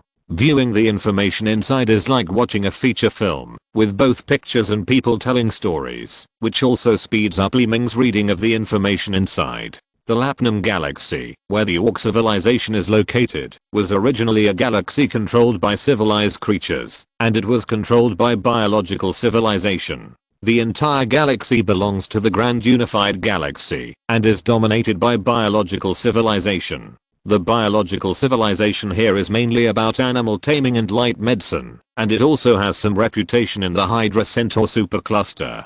Because there are several master-level masters in the light medicine, not only are they extremely powerful in saving people and curing diseases, but they also have excellent alchemy skills. But biological civilization is still biological civilization after all. After a period of prosperity, it ushered in the challenge of war. In the cosmic civilization, as long as there is interest, there will be war. The invasion of foreign races has dealt a heavy blow to this civilization. Even if they rise up to resist, their weak strength cannot compete with foreign races at all. The race is oppressed, and resources are plundered, but this civilization is powerless to resist. The alchemists and light pharmacists of biological civilization are undoubtedly a kind of resource, and under this oppression, the Eye of the Earth's core was born. On a planet in the Lapnum Galaxy, this civilization came into contact with the gift brought by the Eye of the Earth's core, and could become stronger, but at a price. For the continuation of the race, for resistance, and revenge.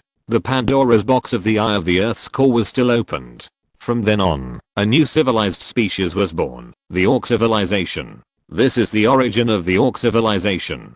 The subsequent content also includes the development of the Orc civilization, but Li Ming did not look at it in detail. Li Ming was more concerned about the reproduction of the Orcs, that is, the technology of combining or separating civilized and uncivilized creatures. There are two types of combination of civilized and uncivilized creatures. One is physical synthesis, and the other is genetic consciousness synthesis. The latter is more difficult and stronger than the former. Physical synthesis is to combine some magic beasts with civilized creatures. It is relatively common. The technology is mature and powerful. Of course, if there are mutant magic beasts from other worlds for physical synthesis, it will naturally be more powerful. The synthesis of genetic consciousness is mainly carried out with star beasts or divine beasts, which is more difficult, but it still exists in the orc civilization. No matter what kind of synthesis, there is no possibility of separation. That is to say, once the two begin to synthesize and merge into one, they can only become half-orc civilization, and cannot be separated. This is also the biggest disadvantage in the price that must be paid to become stronger in a short period of time. Li Ming frowned when he saw this. This is undoubtedly a huge blow to Li Ming. In other words, the monster in Li Ming's body will not be able to be separated, and it will become a burden to Li Ming forever. Of course, there are two ways to change this situation. One is to become a half-orc, and the other is to be swallowed by the consciousness of the monster.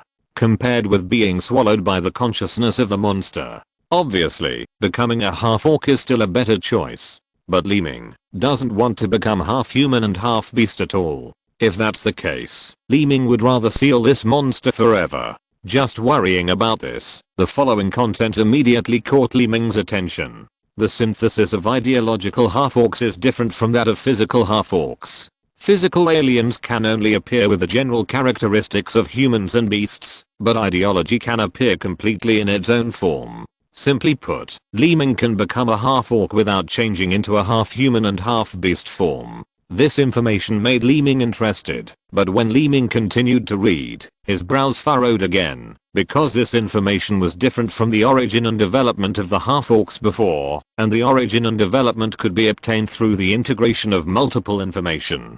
The top secret of the half-orc synthesis is something inside the half-orcs, which is not known to outsiders. Sexton also made a comprehensive deduction of these two forms, based on his experience and information obtained from various aspects. Among them, the ideological synthesis came from a battle. An alien witnessed an alien whose appearance did not change, so he made this guess. Seeing this, Li Ming's eyes suddenly opened, and his consciousness was retracted. The blue energy ball in the palm of his hand dissipated and disappeared with a bang. Li Ming took a deep breath, touched his chin with one hand, and leaned on the sofa to meditate. Sexton saw that Li Ming had finished reading the information he provided, and he chuckled twice, saying, "Why, don't you want to comment on my information?" Li Ming turned his eyes to look at the other party, and naturally understood what the other party meant, but at the moment he was just thinking, and did not respond. A few seconds later, Li Ming suddenly stood up from the sofa, raised his hand, and the drop of cyan water emerged again. He threw it to the other party and said, "I believe that you and I will meet again in the future." After leaving this sentence, Li Ming left directly. After leaving this room, Li Ming walked outside the spaceship, looking worried, and thought to himself, if this is the case, I still have to make some contact with the orcs. But there are many entanglements between the orcs and Li Ming can't easily get what he wants from the orcs. This is also Li Ming's biggest headache. Walking out of this dilapidated spaceship, Li Ming didn't think much about the orcs. The Killen was sealed in his body, so he didn't have to worry about it for a while. As for whether he wanted to become an orc, he still had to think carefully. Not far from the giant dilapidated spaceship, there was a huge tower-shaped spaceship, standing among many spaceships like a tall building. Although the spaceship was not big, it was the tallest here. This building was used to provide a place to live. Li Ming quickened his pace and walked directly over. Paying a certain amount of energy on the lower floor, you can choose an independent cabin. Li Ming settled down here for the time being. Coming to an independent room, the layout here seemed to have returned to the human world, with soft sofas and beds, a comfortable environment, and those decorations with energy. Li Ming was very happy with the long-lost feeling. He sat cross-legged quietly on the bed, raised his right hand, released the flying dragon, and then closed his eyes to rest. But in the same abandoned spaceship city, in another room, Hornston stood quietly at the window, staring at the dilapidated spaceships outside, whispering, "If I can't find any useful information, I can only look for it myself." On the other side of the room, Redelia sat on the sofa, crossed her legs, shaking her white feet, with a proud look on her face. She didn't say a word, but glanced at the other person, revealing a bit of doubt. Hornston's expression tightened, and he slowly raised his hands. Golden light flashed in his palms, and two golden energy balls emerged. Then he clapped his hands. With a snap, he put his hands together in front of his chest. He whispered, "Water lily." The golden light spread out with the palm as the center. In just a moment, the golden light phantom spread from Hornston's position to the edge of the dilapidated spaceship city, completely covering the entire city. Chapter 636, Respective Sensations.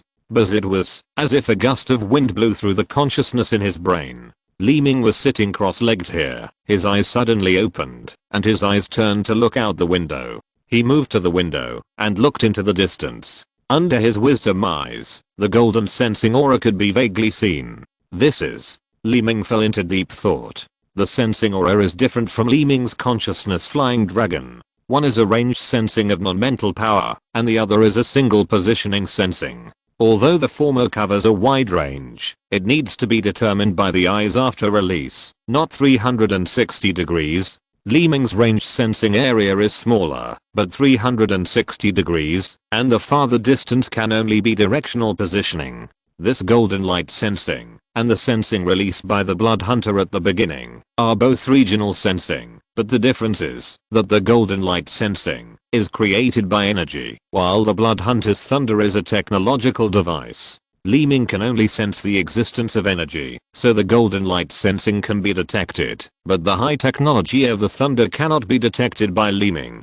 Staring at the golden light, Li Ming took a breath and whispered, "I seem to have seen this golden light somewhere before." The same doubts were not only in Li Ming's place, but also in another cabin in the living area. Lang was standing at the window and staring out of the window, his face looking a little ugly. "This golden light, is that guy here too?" Lang opened his eyes wide and looked worried. At this time, a man in black standing behind Lang said, "That guy?" The alien was wrapped in a black cloak, with only a pair of eyes exposed, and his eyes were red, completely different from Lang's. Lang glanced behind him and said, "It seems that I was right to bring you here, Godwin." The man in black named Godwin smiled and said, "So, it's really that guy?" Lang did not comment, but just stared outside. Of course, golden light is energy after all, and any existence with spiritual civilization will be aware of it. In addition to Li Ming and Lang of the second level civilization, a room in a corner of the city also sensed the existence of this golden light. There were 3 aliens in this room, and they were completely different. They were orcs. The leader was Nicole, who was sitting at the table motionless. The orc on the other side was wrapped in a grey cloak, with no body exposed. He looked a bit like a hunchbacked old man. The two were talking to each other. Suddenly, a cicada in another part of the room flashed a faint light, and a figure slowly rose from the cicada's back. The figure was green and bald. As soon as he appeared from the cicada's back, his eyes widened. Nicole, who was talking to himself, seemed to notice something strange. He turned around and looked at the other person, whispering, "What's wrong, Kinu?" The green woman on the cicada's back was Kinu. She stared at the window with her eyes and whispered, "Sensing energy." As soon as the voice fell, the strange black cicada jumped lightly and came to the window. The green body twisted, the head poked out slightly, a pair of eyes looked outside, and whispered, "Someone has released the ability to sense, and it covers the entire city." Nicole's brows tightened, although she couldn't sense it, but her expression changed slightly after hearing this. Just when the 3 of them didn't know what was going on, the golden light suddenly disappeared with a buzz. Hornston, who was also standing at the window, smiled slightly and said, "I actually found it." Upon hearing this, Raphaelia immediately stood up from the sofa, looked at Hornston intently, and said, "Where is it?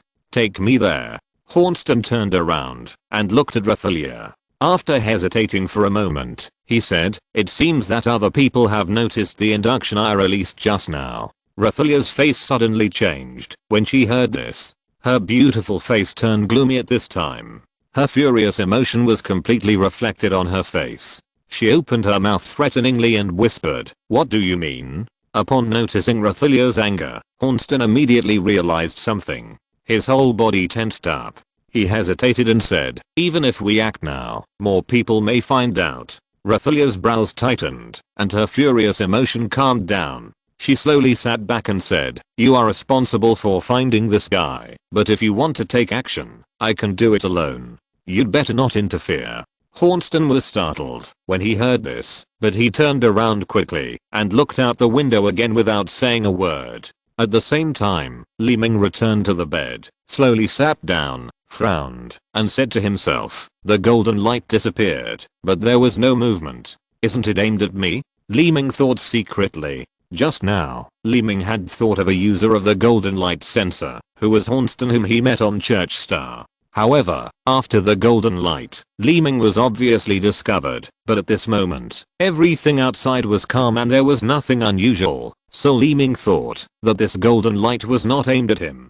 However, to be on the safe side, Li Ming's flying dragon also began a carpet search. After all, some potential threats are better discovered in advance. Li Ming continued to close his eyes and rest in the room, but the flying dragon had already begun to search around every corner of the city. This idea came to Li Ming after the golden light sensor, and the same was true for Lang of the Pumi people and Kinu of the insect people. Lang stood at the window with his eyes closed. Black shadows flowed out from under his feet like liquid and continued to spread. Any shadow touched by the black shadow would become a part of it. In this way, the shadows of the spacecraft, the aliens, and the shadows of various objects were connected invisibly. These shadows did not have any attack power, but the connected shadows would directly expose their identities. Kinu, who was on the side of the orcs, leaned over slightly and gently patted the cicada's head with her green palm. A chirping sound was released immediately. The sound was not loud, but the sound waves turned into ripples that spread out in circles, like waves on the water, light and not easy to be detected. Various sensing abilities were constantly released, with only one purpose, which was to find potential threats. And just when various sensing powers gathered together, a transparent guy squatted down on the street in the center of the city, raised his hand to take out a disc, and then gently placed it on the ground. He looked around and turned away. As soon as the transparent body left, the disc-shaped object suddenly turned into a beam of inductive light that shot straight into the sky, and then the beam of light quickly expanded and spread out in all directions. This beam of light was exactly Zilei. There is no distinction between day and night on the Star of Base, and it has always been in a dark environment, but there is a market closure. Every certain period of time, the prosperous market will stop for a period of time. This period is also the time for merchants to replenish their supply, which is unified. Only during this time will the market settle down, and the number of aliens will decrease at this time. The market closure is like the coming night, and everyone will rest in their own place. This is essentially similar to the alternation of day and night. When the market closure ends and the market opens, the dilapidated spaceship city will return to a bustling scene, and various merchants will open for business, and the aliens on the streets will also be bustling. Li Ming came to the window and stopped, looking at the prosperous venue outside, frowning slightly, and his face was unusually ugly. Pumis, orcs, and that guy. It seems that I can't stay on the Star of Key for long. As he spoke, Li Ming raised his eyes slightly and looked at the sky in the distance. Li Ming already had the information he wanted to get. Now Li Ming was just thinking about how to open the metal box to get the Zin body inside, so there was no point in staying here. The most important thing was that it was already extremely dangerous here. Thinking of this, Li Ming turned around and walked outside. At this time, Li Ming still transformed into the appearance of other aliens and walked out of the city. For safety reasons, Li Ming could not stay in this city. Li Ming did not choose the original spaceship berth. After all, it would be easy to be detected if he went there at this time. Finding a desolate and deserted place, Li Ming walked away on foot. Outside the city were either gullies or layers of skin, which was extremely desolate. After walking out of the bustling city, Li Ming walked away alone. Chapter 637, The Fragrance of Flower Desire. The wind and sand kept blowing in his face. Li Ming continued to walk. Sometimes there were flying machines passing overhead, but no one would notice his presence. There were many cities like the dilapidated spacecraft on the base star, but on such a huge planet, the desolate areas still occupied 99% of the places. Most areas were either covered with wind and sand or rock layers, and there was no trace of green plants. Unconsciously, Li Ming could no longer see the city behind him, and came to a sunken rock layer area. The terrain here was quite strange, as if a large area on the surface of the planet suddenly collapsed. Because the collapse was deep enough, this vast area was nearly 100 meters lower than the surrounding ground. I don't know the reason for the formation, but after a simple and casual look around, Li Ming stopped where he was. This collapsed area is more than 10 kilometers in radius. It's like being in a huge trap. You can't see the things on the ground around you. There are also rock pillars in the collapsed area. These rock pillars are of different thicknesses. Although they are naturally formed, they are also ingenious. In such an environment, Li Ming breathed a sigh of relief. It should be safe here, Li Ming muttered to himself, and turned his right hand to take out a capsule. But just as he got the capsule in his hand, Li Ming suddenly shook his body and looked at a thick stone pillar not far away. The rock pillar was 5 or 6 meters long and wide, and the surface clearly showed the rock layers. He stared at it intently, and a figure slowly walked out from behind the rock pillar. This person was wearing a belly exposing top, with yellow silk covering her chest, and there was a bright silk flower in the middle of her chest. The short skirt was the same as the top, but the flower was on the side, and her slender white thighs were exposed. A pair of jade feet stepped on the sand, but they were spotless. There was no difference between her face and that of a human, and there were 2 silk ribbons in her long black hair. This person was Redelia. Seeing such a beautiful woman, Li Ming's eyes lit up, but he narrowed his eyes and immediately found something unusual. The woman's arms, feet, and legs seemed to be exposed, but there was a layer of white and yellow energy on the surface of her body. The energy was natural energy and looked extraordinary. Redelia, a 2.4 level civilization, was a strange guy to Li Ming, which made Li Ming highly alert. At this moment, in a cabin in the city, 3 aliens were talking to each other. These 3 people were the Blood Hunter, Delaney and Rockburner of the Dark Technology civilization. Are you sure? The Blood Hunter glanced at Rockburner and said coldly. Rockburner nodded slightly and said, through observation, the core energy of the base star is constantly expanding. It can be basically confirmed. The eye of the Earth's center will be born on this planet. Hearing this, the Blood Hunter smiled and said, after my induction and observation, the high level of the Orc civilization has arrived at the base star according to our plan, and the Pumi civilization has only arrived some ordinary guys. At this point, the Blood Hunter's eyes suddenly turned to Delaney. Delaney also replied immediately, I have provided the information to the Pumi civilization. It is said that General Sims is on the way. The Blood Hunter's face changed slightly when he heard this, and he became stern. He stared at Delaney and said, we must be sure. There can't be any mistakes in this plan. Delaney was shocked when she heard this, and hurriedly bowed her head and replied, understood. The Blood Hunter nodded with satisfaction, turned his eyes, looked at Loke Bernard, and said, Loke Bernard, after my Zelay observation, I have also carefully prepared a gift for you. Loke Bernard's eyes widened a little, but he immediately smiled knowingly and said, so, that guy is here too? The Blood Hunter glanced at him and replied, but, we need to start our plan. Loke Bernard was excited, nodded slightly, and said, of course I understand this, but I'm still very much looking forward to it. At this time, in the desolate collapsed area far away from the city, Redelia took 2 steps forward, looked at Li Ming coldly, and said, hand over the box. Li Ming's brows tightened, revealing a thoughtful look, but immediately his eyes turned left and right, and soon locked onto a place on the edge of the collapse in the distance. The edge of the collapse area is a cliff, like a cliff. The top of the cliff, which is more than 100 meters high, is the original ground, but the collapse area is far lower than the original ground, so even if you stand on the original ground, you will still be high above. And the person on the edge now is Hornston. He is several kilometers away from Li Ming, but he can still see him clearly under his eyes. Seeing Hornston and then looking at Redelia in front of him, Li Ming has understood it at this moment, but the situation is obviously unfavorable for Li Ming. After all, Hornston's strength and civilization level are something that Li Ming can never fight against.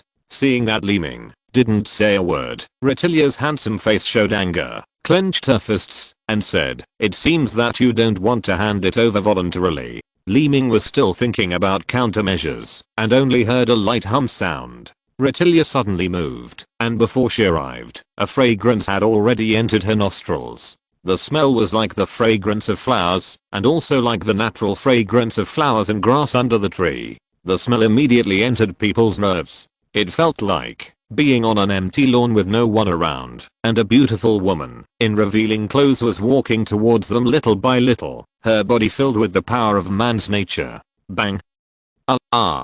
Li Ming felt a sharp pain in his abdomen and suddenly woke up. Retilia's fist had hit Li Ming's abdomen hard, and his body flew out with a whoosh. With a boom sound, Li Ming's body was knocked away and hit a rock pillar. The thick rock pillar instantly broke and turned into rock fragments. Li Ming came back to his senses and looked at the front again.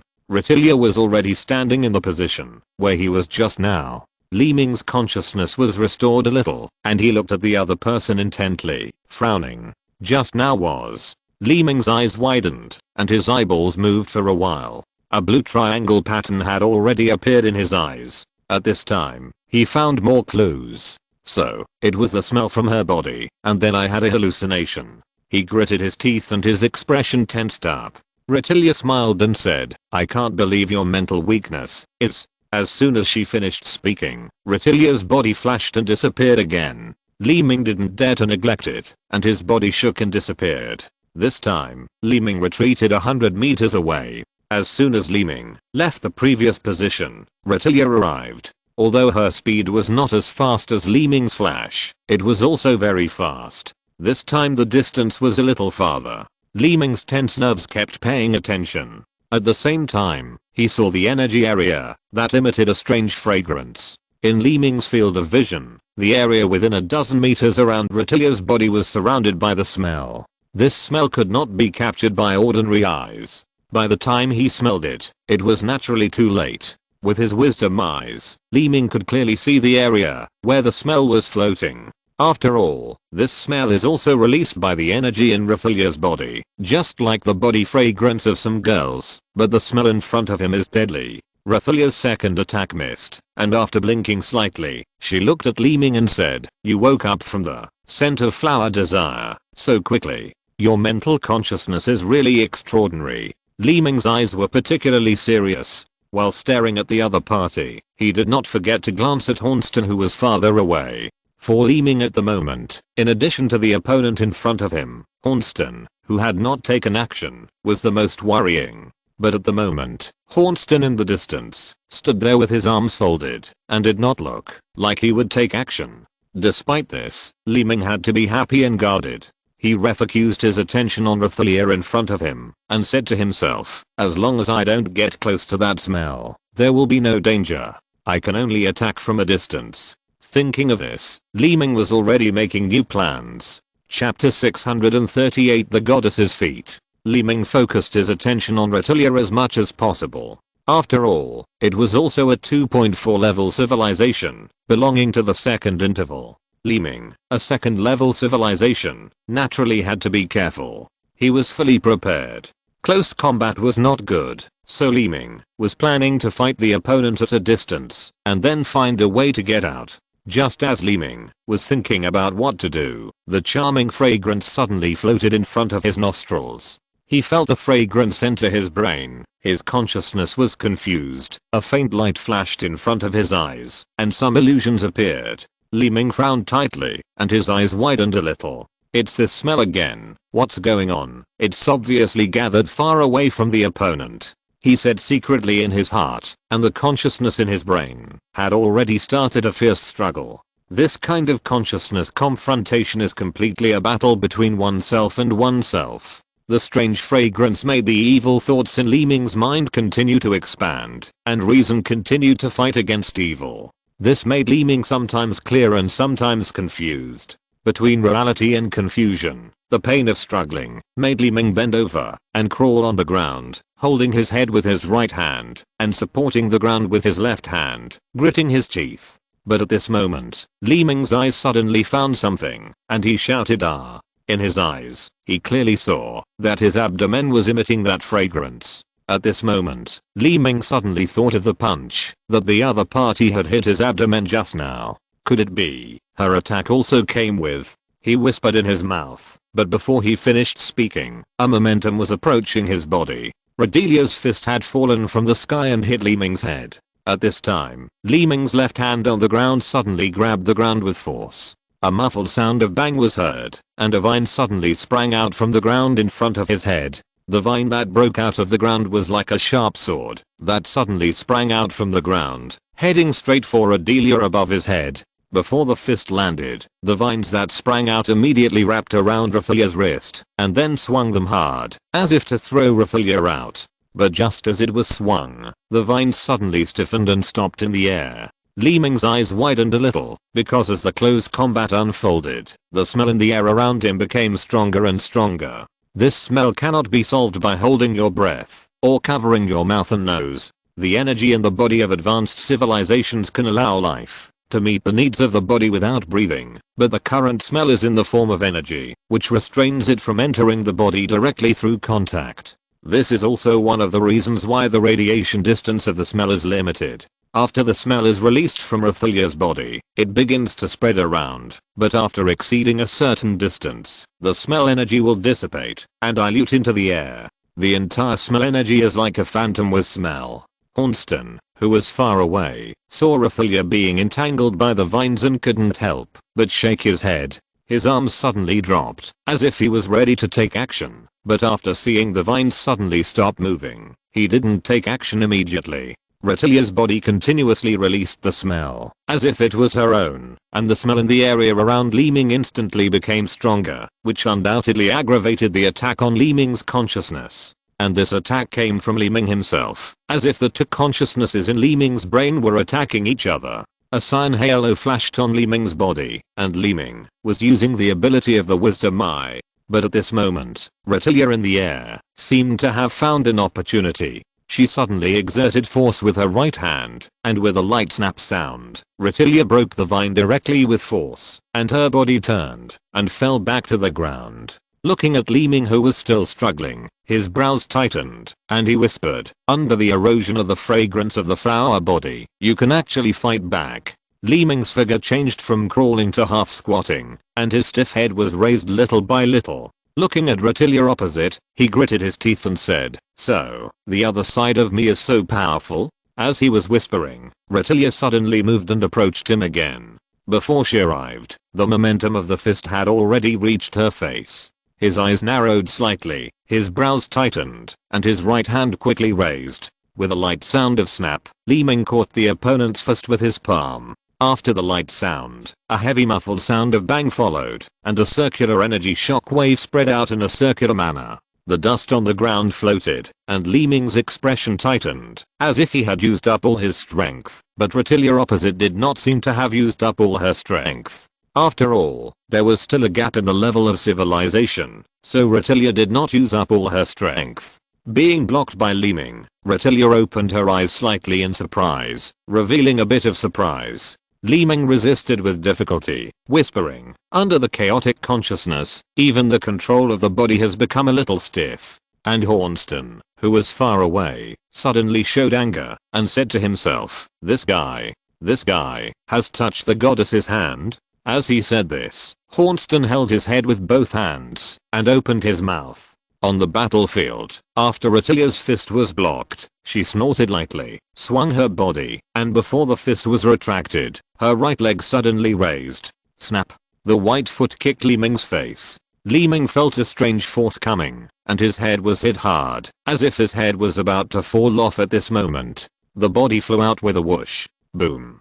A loud noise was heard, and Li Ming's body flew out quickly under the drive of his head, rubbing against the ground, and flew 100 meters away. The ground also left a shallow gully due to the friction of Li Ming's body. When the body stopped, Li Ming could no longer move. At this time, the energy emission points appeared on Li Ming's abdomen and face. Li Ming could also sense it clearly at this time, and his consciousness began to blur. As long as the opponent attacks, the attacked place will release a large amount of that smell, so the consciousness will. Although he already understood the opponent's ability, Li Ming was almost dead now. The smell energy on his face directly entered Li Ming's body through his mouth and nose, which was more direct and faster than the abdomen. But at this moment, there was a sudden boom at the edge of the collapse area in the distance. The cliff under Hornston's feet collapsed directly, and Hornston was even more angry, with an expanding energy breath all over his body. The golden energy phantom was like a golden flame burning on his body. The muscles on his face trembled arbitrarily, and his eyes were full of angry flames. His mouth opened slightly, revealing 2 rows of teeth under his lips trembling with anger, and a few words jumped out from his teeth. UN cannot forgive. Bang. Hornston's figure flashed and disappeared directly on the spot, but when he reappeared, he was already above Li Ming, and at the same time, his right hand was tightly clenched into a fist, aiming at Li Ming who was lying below. With a vicious face, he opened his mouth and roared, "You actually kissed the soles of the goddess' feet. Go to hell." His figure flashed, and if you want to see it, your fist will fall to the ground. Bang. Retilia flew into the air and hit Hornston's waist. After a muffled sound, Hornston was kicked hundreds of meters away. Although he was kicked away by this kick, Hornston turned over in the air and leaned back to the ground. With his feet touching the ground, he flashed again and rushed over. Just as he was about to come to Li Ming to attack again, he saw a flash of white and yellow light, and Retilia suddenly blocked Hornston's way. Seeing Retilia suddenly appearing in front of him, Hornston suddenly paused and stopped on the spot. "What do you want to do?" Standing upright, Retilia looked down at Hornston and said sternly. Hornston quickly leaned over and knelt on the ground, looking up slightly. He could only see Rethelia's calves and feet, and said, "Respected goddess, anyone who kisses your feet must be killed." Rethelia glanced at him with disdain and said, "If you want to kill him, you have to wait until you get the body of Xin. Before you get the body of Xin, he cannot die." Chapter 639, Escape. The resonant voice seemed like an order that could not be disobeyed. Hornston pressed his forehead against the ground again and replied loudly, "Understood." At this time, Retilia turned around and glanced at Li Ming, whispering, "Take him, let's go." As she spoke, Retilia turned and walked away. Hornston glanced at Li Ming on the ground, took 2 steps forward, carried Li Ming on his shoulders, and followed Retilia away. A moment later, in the dark cave, Retilia was in front, and Hornston carried Li Ming behind. This was not the urban area of the dilapidated spacecraft, but the inside of a cave. Walking along the cave, until you reach the depths, a bright light appeared. There were many aliens busy at the bright light at the end. In addition to the personnel, there were also various equipment piled up here, as if they were developing something. When they saw Retilia, these people came forward to salute, looking very respectful. Retilia just waved her hand casually and walked deeper. Walking through the alien work area was like walking through a hall, and the next deeper room was a series of separate rooms, like a prison, with aliens tied up in chains. It was just too dark inside, so I could only roughly see the outline of an alien, and the rest was the sound of the chains. Walking through this area, there was a portal in front of me. Retilia came to the portal, raised her hand and lightly tapped it, then walked in, followed by Hornston. Passing through the portal, I came to a slightly larger space. Hornston looked around the room and said, "Is this also the base of the Zupping organization?" The room was a closed cave, surrounded by metal pillars. Each metal pillar had a different color, but the size was the same. There were 6 in total. Retilia glanced at Hornston beside her and said, "This is just a temporary base. Put him over there." As she spoke, Retilia pointed to one of the silver metal pillars. Hornston came to the silver metal column, shook his shoulders, and threw Li Ming to the ground. Retilia then raised her hand and pointed at the silver column. A faint light flashed, and her chain suddenly stretched out from both sides of the silver metal. The chain lifted Li Ming up like an arm and tied him around the silver metal column. After doing this, Retilia raised her palm gently and whispered, "The fragrance of the flower body, close." But Li Ming felt his consciousness awaken, and his eyes slowly opened. The fresh fragrance was still diffused in the air, but he could no longer feel the impact of consciousness. It was like fresh air, making people feel refreshed. Looking around, he found the 2 people in front of him. Retilia and Hornston were looking at Li Ming with strange eyes. Li Ming was about to do something, but his body could not move. Then he noticed that he had been tied up by chains. This chain has the effect of suppressing energy, so Li Ming naturally could not break free. Seeing Li Ming wake up, Retilia was the first to ask, "Are you going to hand over the body now?" Li Ming looked around, sighed slightly, and replied, "How can I take it out if I'm tied up like this?" Retilia smiled slightly and said, "If you take it out early, there will be so many problems. You are really a guy who must suffer a little." As she spoke, she pointed her right hand, and the chains on Li Ming's body loosened. Without the restraint of the chains, Li Ming's body recovered as before. He moved his arms and looked at the two people in front of him. Li Ming turned his right hand, and a blue light flashed, and a metal box appeared. When she saw the metal box in Li Ming's hand, Retilia's eyes widened a little, but when she was about to go forward to take it, Li Ming's face suddenly changed. A blue light flashed on his body, and his right hand clenched violently, and the metal box was put away. Retilia and Hornston were shocked. Huh? What do you mean? Retilia suddenly said in a stern voice. Li Ming ignored him. His expression suddenly changed, and he slapped the ground with his empty right hand. Countless vines suddenly sprang out from the ground and the walls of the whole room. The vines were extremely fast, like a palm, that suddenly stretched out, and like poisonous snakes, twisting and entangled quickly, as soon as they appeared. Hornston's feet were first entangled by the vines that sprang out from the ground, and then the vines on the cave wall also bound Hornston's body. Retilia on the side was also tightly entangled by the sudden vines. Li Ming looked at the two coldly, and his body went underground little by little. You guy. Retilia was about to do something, but the vines became tighter and tighter. Hornston, who was standing by, exerted his strength with his arms, trying to break free. However, just as he stretched out some vines, the vines suddenly tightened again, causing Hornston's face to change slightly. He whispered, "The divine weapon eating." He was also surprised to recognize Li Ming's method, but at this time, Li Ming had slowly entered the underground and disappeared into the rock layer. I was careless, Hornston whispered solemnly, and at the same time, his eyes suddenly opened. The cross behind him suddenly flashed slightly. Bang! A violent muffled sound came from the flash, just like a balloon bursting in a closed environment. Li Ming, who had already come out of the mountain, suddenly turned around and looked at the mountain behind him. His brows slightly frowned, and he immediately turned his right hand over, and the palm of his hand flashed blue light. He raised his hand and threw it into the sky, and the blue light flashed slightly in the sky. Bang! A palace emerged, and Li Ming's figure flashed and disappeared into the palace. At this moment, the vines in the cave had been completely broken.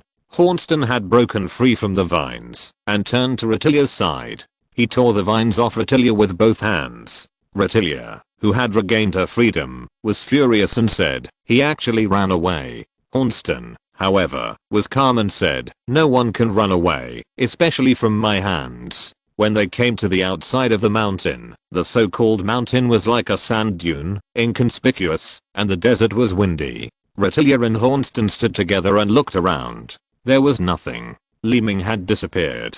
Retilia glanced at Hornston and said, "Let's go and look for him separately." While speaking, Retilia had turned and walked to the other side. Looking at Retilia's leaving figure, Hornston did not move. After looking around with his eyes, he slowly raised his hands and made a clasp gesture in front of his chest, but his hands were not closed. Between his hands, a glimmer of light flashed, and a golden sphere emerged.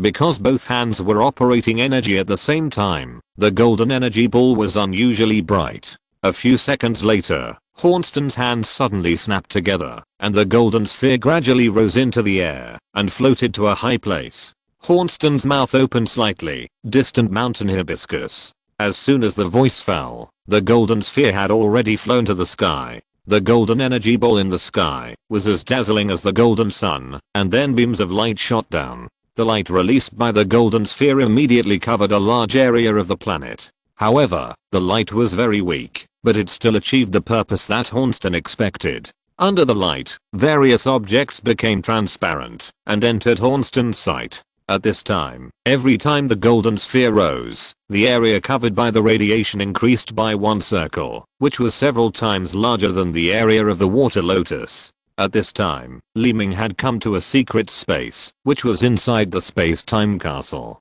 Li Ming now needs to recover his energy and also update his consciousness, because under the horrible fragrance of Retilia, Li Ming almost completely lost his fighting ability. Fortunately, his mental consciousness is strong enough, otherwise he would have been a prisoner. Li Ming in the space-time castle is recovering his energy, while Retilia and Hornston outside are still looking for Li Ming's whereabouts. Whether it is a sensing area or the field of vision, they have completely lost the trace of Li Ming.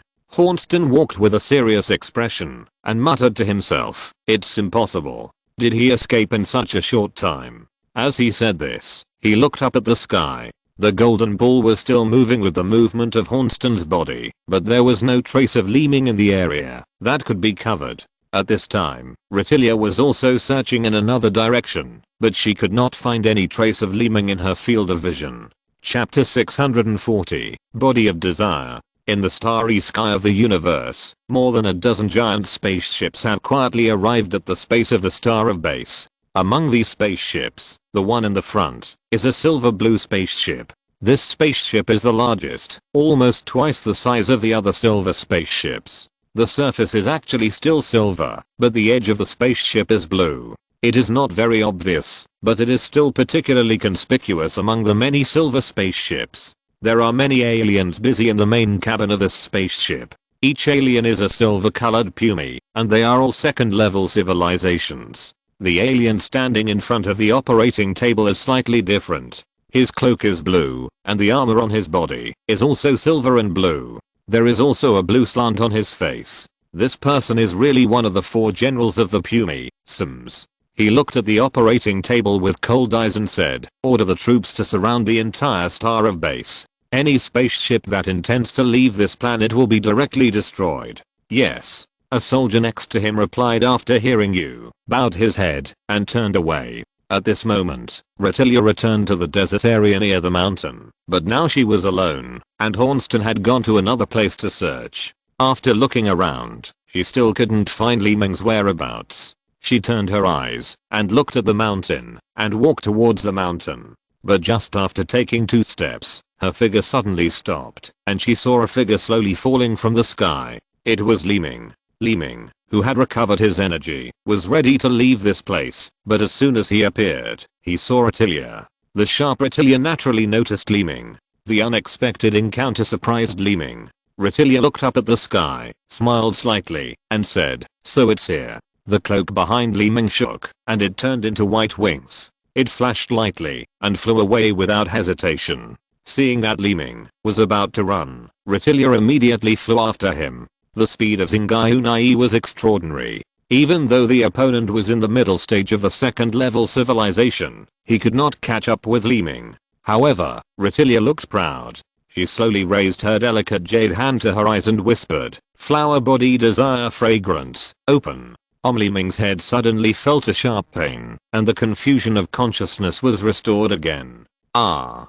Damn, that feeling is coming again." The strange feeling in Li Ming's mind resurfaced. This fragrance will awaken the strongest consciousness in the body. This desire is expressed very differently for different people, mainly depending on what the desire is in the heart. The fragrance awakens a buried desire, and then creates an illusion, allowing the person who possesses this fragrance to enter an endless cycle of illusions. The most important thing is that once attacked by it, the fragrance will be implanted into the body, and Retilia can freely control the changes of the fragrance. It can be a refreshing smell or a smell that makes people have the illusion of desire. Everything is under the control of the opponent. Li Ming, who was flying, slowed down his flying speed, and began to lose control of his body. Seeing that Li Ming's flying speed slowed down, Retilia couldn't help but smile slightly, and her own flying speed also increased a bit. Li Ming in the air, holding his head with both hands, his body stopped in place, and his body surface gradually released cyan phantom flames, but a few seconds later, the cyan phantom flames suddenly turned into blue phantom flames.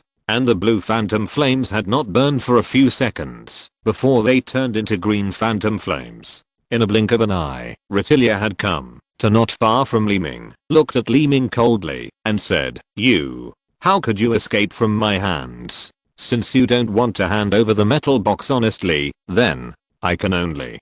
Before she finished speaking, Retilia's face suddenly changed. A pair of eyes stared at Li Ming, frowned slightly, and whispered, "What's wrong with this guy?" Li Ming's body surface was constantly changing energy phantoms of different colors, and after a period of transformation, Li Ming's body surface began to change. The energy turned black little by little, and his eyes also emitted a dark light, like a pair of black holes, as if they were going to swallow everything. Li Ming's change made Retilia's face change slightly. She stared at Li Ming intently and whispered, "What's going on?" She should have fainted under the illusion of the fragrance of the flower body. Before Retilia could figure out what was going on, Li Ming suddenly turned his head and looked at Retilia fiercely. At this time, Li Ming's whole body was wrapped in black aura, with a ferocious face, and his eyes were full of infinite desire, as if he wanted to take everything he saw for himself. At this time, he looked at Retilia with his eyes rolling, and looked at Retilia carefully from head to toe. While looking at her, drops of saliva flowed out of his mouth, and his tongue couldn't help licking his lips. The whole expression was like a demon from hell. Such a weird aura. Coupled with that expression, Retilia couldn't help but shrink slightly. Li Ming opened his mouth, drool dripping, and suddenly moved. With a whoosh, Li Ming disappeared from the spot. When Li Ming appeared again, he was already behind Retilia. This ability to move instantly shocked Retilia. Such an ability to move instantly was naturally not noticeable to ordinary people, but Retilia acted immediately. Turning around, he kicked directly at Li Ming.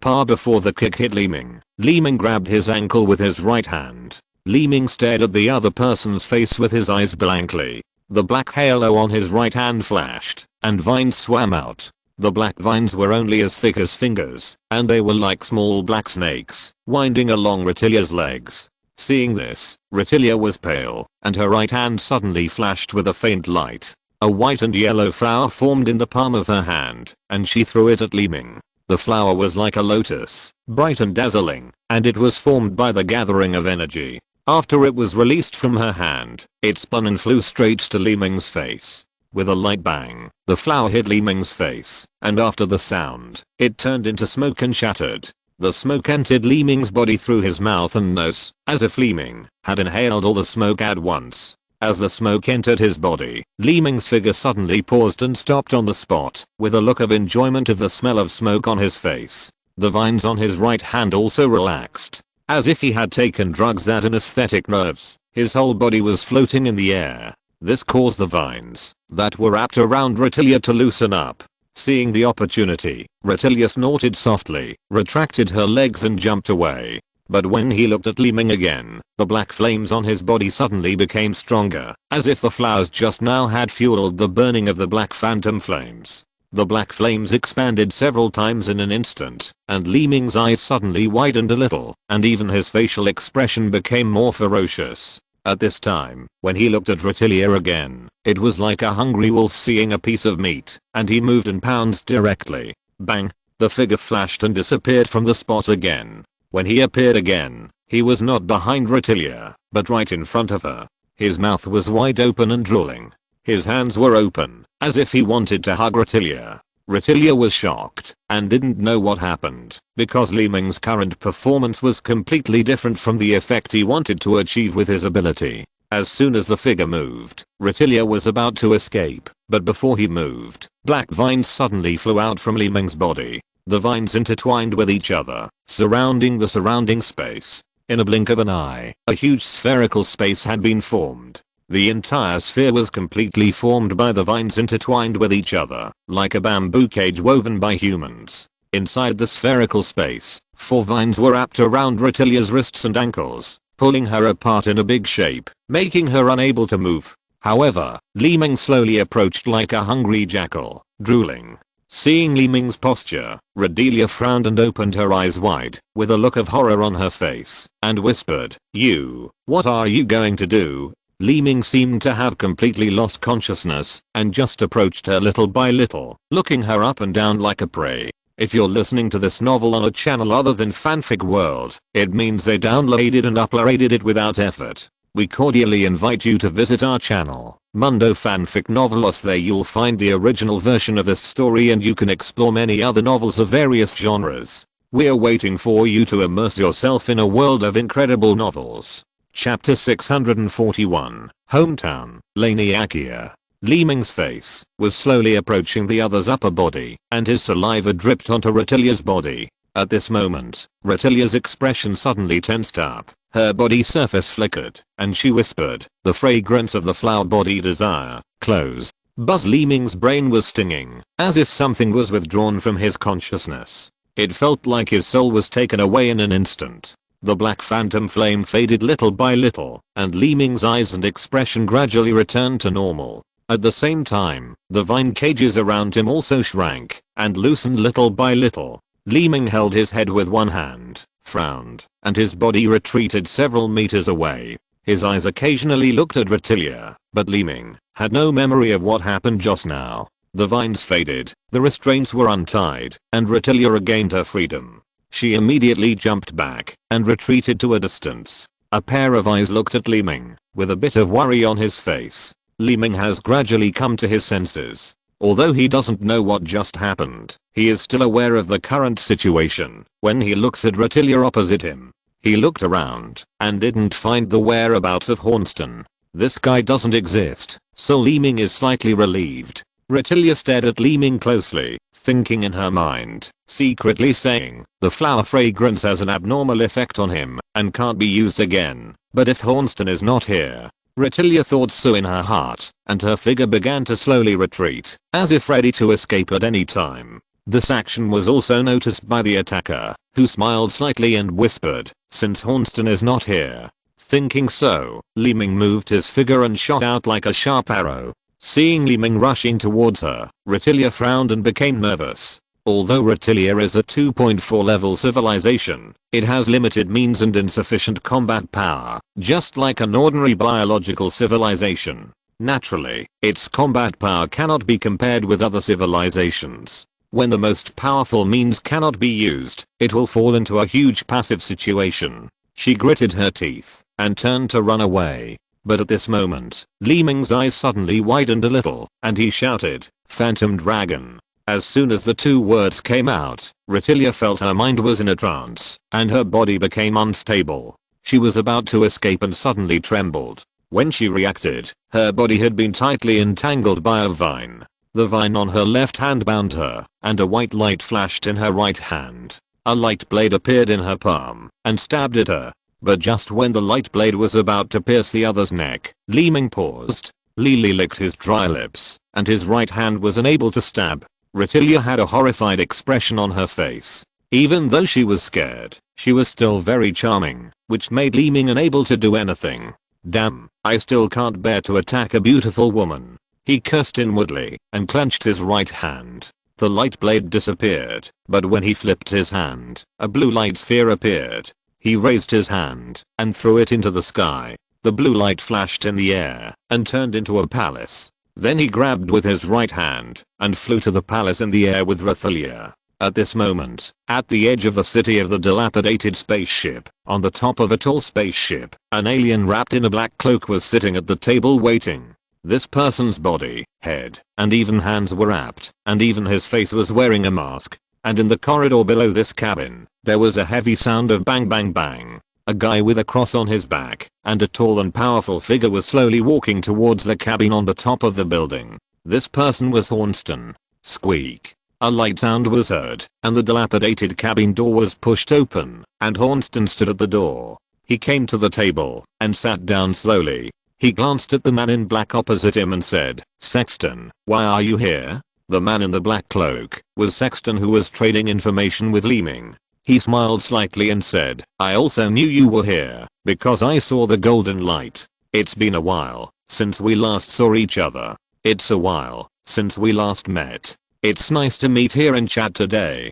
Hornston looked dissatisfied and said, "What is there for two grown men to talk about? If there's nothing else, I'll leave first." As Hornston was about to get up and leave, Sexton quickly raised his hand to hold Hornston down and said, "Don't be in a hurry. Aren't you planning to go back to Laniakia?" Huh? Hornston was suddenly startled, then straightened his body, looked at each other intently, and said, "You have a way to go back." Sexton shook his head slightly. Seeing this, Hornston slapped the table with a loud bang, stood up angrily, and shouted, "How dare you play with me?" Sexton raised his head calmly, waved his hand, and said, "Why are you so excited? Don't you know me? I'm not that kind of person." Hornston snorted coldly and sat down again. Sexton then took out an object with his palm. This object was the size of a soybean and had a strong energy aura. It was a drop of cyan water. "See, this thing makes me feel that there is still hope for us to go back." Sexton held the object in front of Hornston's face and said. Hornston's attention was immediately attracted. His two big eyes stared at the soybean-sized object, and then he raised his hand and took it from Sexton's hand. He gently put it in front of his eyes, kept looking at it, and looked at it carefully, and said, "Is this natural energy?" Sexton nodded slightly and said, "Yes, it is this thing that makes me see some clues and see the hope of going back. If we can find more things like this, you and I can really go back." Hornston looked at the thing in his hand, then looked at Sexton, flipped his hand, and threw the thing back, and said, "It's good to be able to use one of these things here. If we want to go back, we will need at least thousands." Hornston suddenly paused here, as if he suddenly thought of something. His eyes turned slightly, looked at Sexton, hesitated for a moment, and said, "Could it be you can find more things like this?" Sexton touched his chin, with a look of other thoughts, hesitated for a few seconds, and replied, "I can't be sure now, but there is already a door.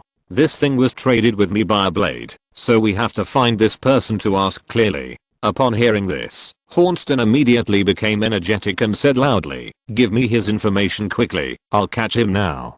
Be patient, be patient." Sexton waved his hands and said, and waited until Hornston calmed down before saying, "If violence could solve the problem, would I still tell you this?" After glancing at Hornston coldly again, Sexton continued, "This man has extraordinary mental power and consciousness. Even I can't get information directly from his consciousness. Do you think it would be useful to capture him?" Hornston was shocked when he heard this. His eyes widened a little, and he didn't know what to do for a while. He spread his hands and said, "Then what should I do?" Sexton was also lost in thought, and didn't respond to Hornston immediately. Hornston rolled his eyes and said, "But, speaking of this, it doesn't matter, even if I don't go back to Laniakia. The beauty's here." At this point, Hornston had already begun to imagine the scene of Lathalia. Sexton looked up at the other person, snorted, and said, "Beauty is everywhere. The important thing is how to enjoy it for a longer time. You don't think that your own energy can keep your body young forever?" When he said this, Hornston suddenly looked a little sad, and couldn't help sighing, but he immediately had an idea and said, "Yes, if I can go back to Laniakia, I will take Goddess Lathalia with me. Just think about the time we will have with her, which is full of happiness." Looking at Hornston's infatuated look, Sexton couldn't help but sigh, his eyes full of helplessness. Chapter 642 I Don't Kill Beautiful Women. Sexton slowly raised his hand, blue light flashed in his palm, and a blue energy ball appeared. He handed the energy ball to Hornston and said, "This is the information about that guy. Take a look." Hornston raised his hand and took it, his eyes focused, and began to carefully sense the information inside. Sexton continued, "In my opinion, we should find this person first, and then find a way to get close to him, and slowly learn about natural energy. Anyway, we have been here for so long, so it would be best if we can get information from him. After all, it is a little hope." Sexton was talking to himself, but Hornston on the opposite side was angry. He slammed his hands on the table and roared, "Why is it this guy? The guy who kissed the feet of the goddess Redelia must die." Looking at the suddenly furious Hornston, Sexton was startled at first, but soon calmed down, and stood up, and looked at the other party angrily. He raised his hand, and grabbed Hornston's clothes. "You fool, didn't you kill him?" Sexton shouted angrily. Hornston shook his head slightly. Sexton was relieved, loosened his hand that was holding Hornston's clothes, and gently smoothed the wrinkled clothes, saying, that's good, but I still want to kill him." Hornston then burst out with this sentence. Sexton paused after hearing this, and the palm that was stroking his clothes suddenly stopped. The head under the hood was silent for a long time. After a few seconds, boom. A violent explosion sounded, and the top of the building exploded directly, and the flames burned, and the thick smoke kept rolling. Some people in the city looked here, but they just took a look and ignored it. At this time in the space-time castle, Li Ming stood quietly in front of Redelia, with his right hand on her head, and Redelia was entangled by vines and couldn't move. After a moment, Li Ming took his right hand away from her head, and slowly sat down on a seat beside her, with an expression of thinking about something else, and his eyes slowly closed. Rathilia looked at the other person with some displeasure, but she didn't know what happened. At this time, Li Ming's brain had begun to recall the information he had just obtained from Rathilia's brain. Those information were like pictures of memories, emerging in Li Ming's mind little by little. When it comes to Rathilia's origin, we still have to mention the Zupping organization. The Zupping organization is a hidden organization, headquartered in a cave, almost isolated from the civilized biological world. From Rathilia's memory, we know that the world of the Zupping organization is a natural, fair and harmonious world. There is no distinction between civilization levels here. Everything is equal, and you can see all kinds of civilized creatures here. It is a paradise for common and equal survival. The Zupping organization is the guardian of this world. This organization will provide protection for this world of lifelong equality. The Zupping organization also constantly takes various aliens into its own world, and Rathilia is one of them. Adopted since childhood, and then grown up. After becoming an adult, aliens can choose their own positions according to their own conditions and characteristics to contribute to this world. They can become people like the senior executives of the Zupping organization to protect this world, and of course they can also become other positions. Medical treatment for biological civilizations, energy collection from other civilizations, and hometown construction. In short, provide positive energy for this world. The existence of such a world in the universe did surprise Li Ming, but such a world is also a world that Li Ming misses. Li Ming needs to experience these contents slowly in the future, and the information about Rathilia's ability is what Li Ming cares about most. This Rathilia actually belongs to spiritual civilization. Spiritual civilization is rare, and the angry Rathilia is a branch tribe of spiritual civilization, the awakening power tribe. The spiritual power that Li Ming possesses is the ability of the spiritual civilization headquarters, spiritual power. That is, the more common ability of spiritual civilization, and Li Ming does not have much knowledge of other tribal branches of spiritual civilization. Rathilia's consciousness still makes Li Ming realize this for the first time. The biggest role of the ability of this branch tribe is to assist in combat, and its own combat power is naturally very weak. The flower body desire fragrance that Rathilia used on Li Ming was to enter the enemy's body through energy, awaken the desire in his heart, and then create an illusion in his consciousness, allowing it to circulate in the illusion. But Li Ming was an accident. The strong mental power produced a huge resistance, but as more illusion fragrance energy entered the body, the desire in Li Ming's heart was infinitely magnified, and finally engulfed other consciousness. The strong mental consciousness prevented Li Ming from circulating in the illusion, but the desire consciousness occupied the body, which made Li Ming lose his autonomous consciousness at that stage. Like a demon occupied by desire, Li Ming had saved Tang Jing many times, not because of the other party's beauty, but under normal circumstances. This consciousness had been suppressed by Li Ming in his heart, but after being amplified by Rathilia's flower body desire fragrance, Li Ming became a devil. Even though Li Ming didn't know about the broken memory, Li Ming still couldn't start with Rathilia after waking up, naturally because of Rathilia's appearance. After learning these details, Li Ming turned his gaze back to the other party. With a wave of his left hand, the vines wrapped around Rathilia's body loosened and fell off. Then he lightly touched the space in front of him again, and saw a faint light flashing, and a portal had emerged. "You go," Li Ming said lightly. Rathilia frowned slightly, with a look of surprise on her face. Although she didn't know Li Ming's intention, since she was allowed to leave, she must leave quickly. After looking at Li Ming, she turned and walked towards the portal. The portal glowed, and Rathilia's figure disappeared.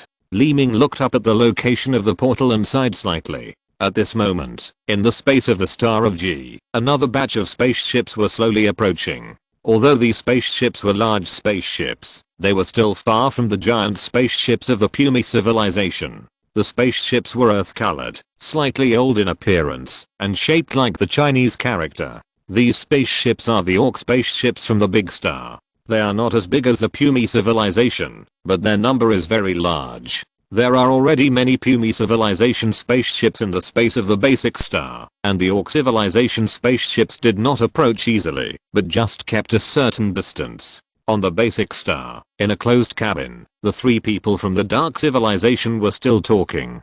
In the middle of the three of them was a metal ball, which released blue light in all directions. And woven into a series of space graphics, the spaceships of the two forces outside the space of the basic star were clearly displayed on them. Looking at this formation, I seem to have smelled the smell of gunpowder, Rockburner said first. Bloodhunter still had a serious face. He looked at Rockburner and then at Delaney. His brows tightened and he said, the more critical the moment, the more we cannot relax and make any mistakes.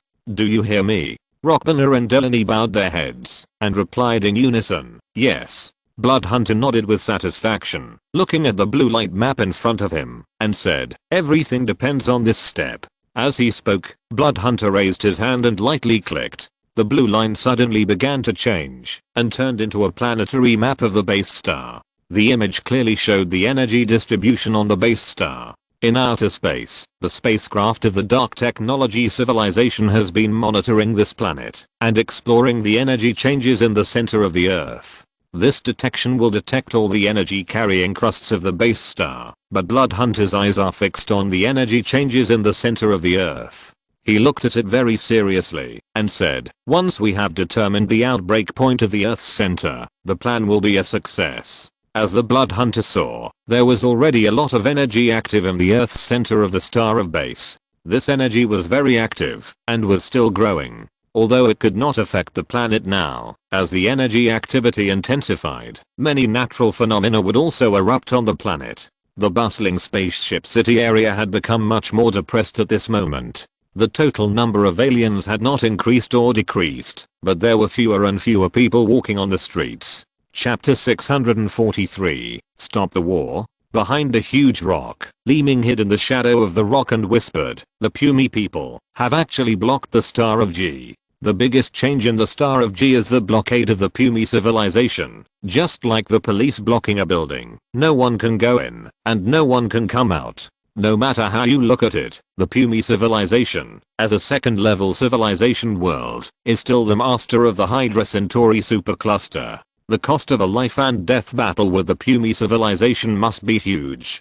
Before the eye of the Earth's center is fully revealed, no one will easily start a war. Li Ming sighed for a long time. There is no doubt that it is impossible to leave the Star of G. Li Ming's flying dragon has already discovered the existence of the orcs and the Pumi people, especially that Lang, who must be targeting Li Ming. Thinking in his mind, Li Ming was in a daze. He was thinking about a new method. After being in a daze for a while, Li Ming's eyes suddenly lit up, as if he had thought of something. He straightened his body and looked into the distance with his eyes slightly tightened. And the place in the distance is the area where the dilapidated spaceship city is located. In the wind and sand, Hornston came to the mountain.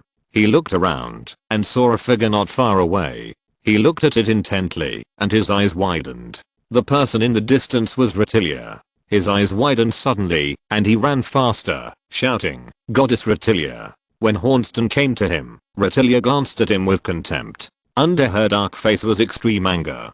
Her right hand was clenched into a fist, her mouth slightly opened, and she whispered, where did you go just now? Hornston smiled and said, I just went to find that guy. Although I didn't find him, but, bang, before Hornston finished speaking, Retilia punched him hard. Under the heavy punch, Hornston flew more than 10 meters away and lay on the sand. Retilia ignored him and turned around and left. The Chinese man, Hornston, didn't care. He quickly turned over and followed Retilia again. Retilia said unhappily, we must find that guy immediately and get the body of Zin. Hornston also said seriously, do you know it too? Retilia was startled, turned around and looked at him and said, no what? Hornston immediately said, the Star of Ki is about to become the explosion planet of the eye of the Earth's core. What? Retilia looked at Hornston in shock and stopped to look at him. Hornston continued, the space of the Star of Ki is already full of spaceships of the Pumi civilization and the Orc civilization. The entire Star of Ki has been blocked and no one is allowed to enter or leave. Retilia's expression suddenly changed when she heard this. She looked up at the sky, as if she could see spaceships in space, and her expression became serious. But Hornston turned his eyes and looked in the direction of the city, saying, if you want to avoid disasters, you need to stop the war. With the Pumi people's style of doing things, they will definitely destroy the entire Star of Ki. Ratilia naturally knew that, if that time really came, she would be dead for sure. Seeing Rathilia's worried expression, Hornston suddenly took 2 steps forward and said, "Respected goddess, I will protect your safety." Rathilia ignored him, and immediately looked at the mountain. She whispered, "If that happens, the people in the temporary base, I must go and inform them." As she spoke, Rathilia was about to go to the mountain, but before she could move, Hornston raised his hand to block her way. Hornston looked a little serious and said, "Except for stopping the war, no one can save them. Even if you tell them about this, it will be in vain." Rathilia paused after hearing this. After a little thought, she understood. As Hornston said, even if she told those people, what would happen? She still couldn't leave the Star of Base, and could only wait to die. But thinking of this, Rathilia immediately turned back, and stared at Hornston, saying, "You just kept talking about stopping the war. Could it be that you have a way to stop the war?" Hornston, with a serious look, looked into the distance, as if thinking about something under his solemn expression, and said after a moment, "No, I don't." As soon as this sentence came out, Hornston turned his head slightly, and saw that Rathilia had clenched her fists in anger. Bang! Hornston was knocked out again. Because the Star of Base was blocked, the dilapidated spaceship city was already very depressed, and a large number of shops had closed, but the door of the giant broken spaceship was still open, and there were also people surging inside. This place is the trading area, and information trading has become the top priority. Every alien wants to know what happened, or what is about to happen. And not far from this huge spaceship, in another dilapidated spaceship, a green alien was looking in this direction. This person was Kinu, with her upper body exposed from the back of the cicada, looking far away, without saying a word. In the same cabin, Nicole said solemnly, "How did the Pumi people come to the planet of G?" The hunchbacked man in black standing opposite Nicole turned his head slightly towards the window and said, "It is obvious that the Pumi people already know that the eye of the Earth's center may appear on the planet of G. But, who told them?" As soon as the last question was thrown, Nicole looked at Kinu, but Kinu was still looking out the window. After hesitating for a moment, she turned her eyes slightly behind her and said, "The dark technology civilization gave us the information." Just when she was halfway through her words, a cyan energy shadow suddenly rose from the bottom of the room and said, "So, the dark technology civilization also gave the information to the Pumi people."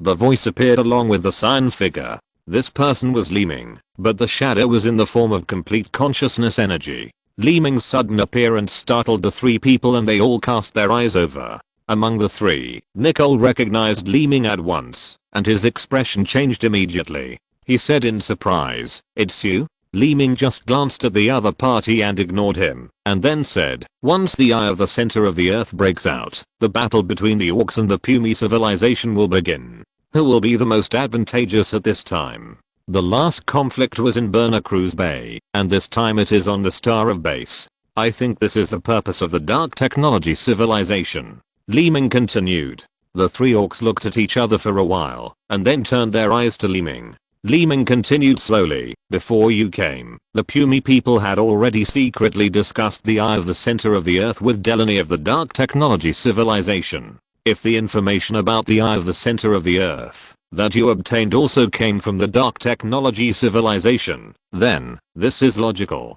Instigating a war between the Orcs and the Pumi civilization, creating chaos in the Hydra Centauri supercluster, and thus creating opportunities for the invasion of the dark technology civilization." Li Ming continued. Nicole's eyes suddenly darkened, and she looked at Li Ming coldly, saying, "How did you know?" Li Ming just snorted, then looked at Nicole and said, "It's not important. What's important is whether the war will break out, and you have the right to decide." As he said this, Li Ming glanced at the 3 Orcs, then slowly sank into the ground and disappeared. Under the effect of the thunder, this brief meeting, both Li Ming and the shadow of Li Ming's consciousness were clearly displayed. Looking at the disappearing Li Ming, Nicole gritted her teeth, with a vicious expression, and said, "This guy." Kinu turned her eyes, and looked at Nicole, saying, "Do you know him?" Nicole clenched her fist slightly, looked back coldly, and said, "He is the rare source body, with the Killin integrated into his body, but he didn't become a half-orc." As soon as these words came out, Kinu's originally calm expression suddenly changed. Her eyes widened a little, and even the hunchbacked cloaked alien was startled. Chapter 644 Technological Rule or Class Rule. On the top of a building, Bloodhunt looked around. In the entire city, all the aliens were under his eyes. Under the effect of the thunder of peace, no alien could escape his eyes. While observing, a figure immediately entered his field of vision. That person was Li Ming. He watched with his eyes, and the figure moved with him. Li Ming was walking through the streets, thinking, "Now I can only inform the puny people of this news. As for whether it can stop the war." Li Ming was walking and thinking, and his figure suddenly stopped. I saw a transparent figure leaning against the edge of the dilapidated spaceship on the street, as if waiting for Li Ming to appear. At this time, the city was sparsely populated. In this street, besides Li Ming, there were dilapidated spaceships on both sides. Li Ming stopped, because he sensed the breath of aliens. "You went to see the orcs?" The transparent man Bloodhunter whispered.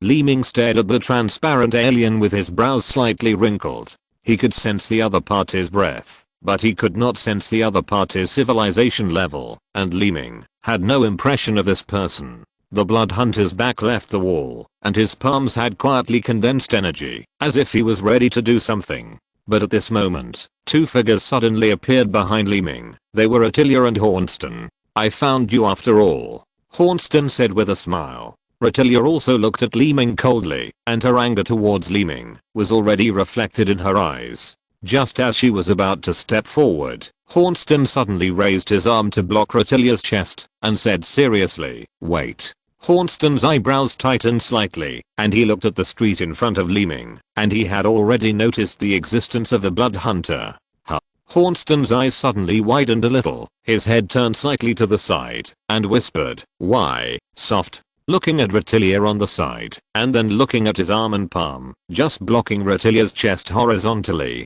Retilia gritted her teeth, anger ignited in her eyes, turned around and punched. Bang! Hornston's body hit the dilapidated spaceship next to him, and knocked a big hole in the spaceship. Seeing this, the Bloodhunter in the distance flipped his right hand, and a blue ball of light flew out of his hand, and went straight to Li Ming. This ball of light was not an attack energy, but it came to Li Ming in a flash. Li Ming raised his hand, and held the ball of light in his hand. After a slight sense, he immediately looked up at the position of the Bloodhunter. The transparent Bloodhunter smiled slightly and flew away. Watching the other party disappear, Li Ming looked at the blue ball of light in his hand again, and couldn't help whispering, "A way to stop the war?" Just thinking in his mind, a squeak sound came from behind, and Hornston walked out of the hole in the spaceship. That was it. Li Ming just glanced at it, and flew away quickly. Boom. A loud noise was heard, and the entire surface of the planet G shook. The dilapidated spaceship in the city also shook slightly. It was a slight earthquake. Retilia lost her balance and almost fell to the ground. Hornston, who had just walked out, also fell back under the shaking. What's going on? Retilia was full of doubts. Seeing Li Ming going away, she did not continue to chase him. G-Star had begun to change. Many aircraft and spaceships began to fly around in the air. All the aliens became panicked, and a bad premonition filled everyone's heart. Some people looked around the streets to check, and some people leaned out of the construction area and looked up at the sky from time to time. Most of the aliens did not know what was going to happen, but they knew that leaving here would become extremely important. The space of G-Star was not calm either. Some spaceships wanted to leave G-Star, but they were directly destroyed by giant silver spaceships as soon as they flew into space. The silver giant spaceship that enveloped the Star of Base was like a guarding soldier.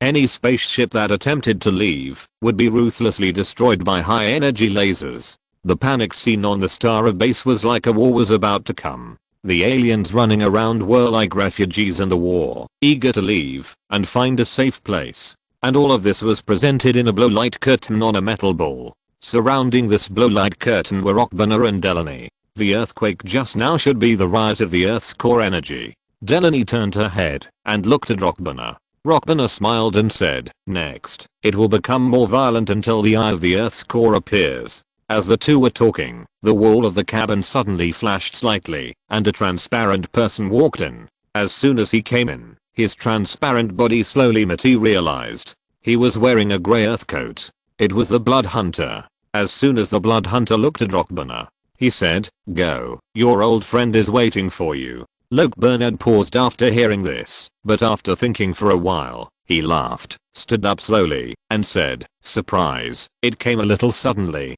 At this time, Li Ming had already taken the aircraft to a very remote place on the planet. It was far away from all urban areas and there were only bare rocks everywhere. According to the information Li Ming got from the Invisible Man, if he wanted to stop the war, he would come to this place. Although he didn't know the other party's identity, since it was to stop the war, Li Ming had to come here to take a look. After landing the aircraft, Li Ming walked out of the aircraft and looked around. In the rock area, there were only huge rocks except for the strong wind, and there was nothing unusual. He looked around, and finally his eyes locked on a rock, and then he walked over quickly. When he came to the front of the rock, Li Ming raised his hand, and tapped it lightly. The surface of the rock flashed with a faint light, and a portal emerged. Li Ming's eyes slowly narrowed, and after hesitating for a while, he walked in. The light flashed again, and Li Ming came to an underground cave. The cave was formed naturally, and there was no sign of modification.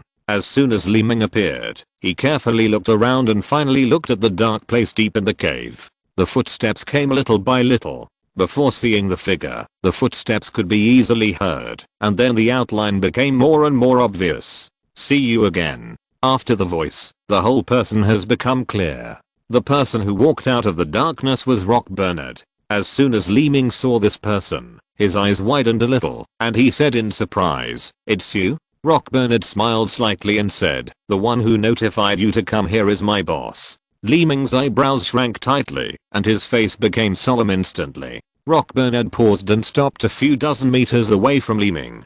He looked up and down at Li Ming and said, I originally wanted to enjoy you slowly after the war, but the boss was worried that you would ruin our good things, so this feast was brought forward. Li Ming's teeth were clenched tightly together, and his hands were clenched into fists. Bernard naturally noticed this, but he didn't care. He smiled and said, the plan I prepared for many years was ruined by you last time. This time, it will never happen again. However, there is one thing I'm still very interested in. Bernard looked at Li Ming with contempt and continued, you are a second-level civilization, and you are desperately trying to stop the war. What is your purpose? Li Ming looked up at him and said, I just don't want to live in an illusory world dominated by technology. Oh. Bernard smiled slightly and said, what a naive idea. You don't have enough understanding of the dark technology civilization. We are saving you. Don't you want to live under the rule of the Pumi or Dulan people? No freedom, no resources, everything is ruled. This class environment needs people to change. The dark technology civilization is your best choice. Bernard continued. Li Ming clenched his right hand tightly, and the light blade appeared with a Z sound. His eyes flashed with cold light, and he said coldly, one is class rule, and the other is absolute rule. Both are absolutely not allowed. Chapter 645. The Eye of the Earth erupts. We really have nothing in common. Well, then, the prayer before the meal ends here. Let's start enjoying. Bernard suddenly said in a stern voice. With a move, he disappeared from the spot, and the next moment he was in front of Li Ming. Bernard held a hilt in his right hand.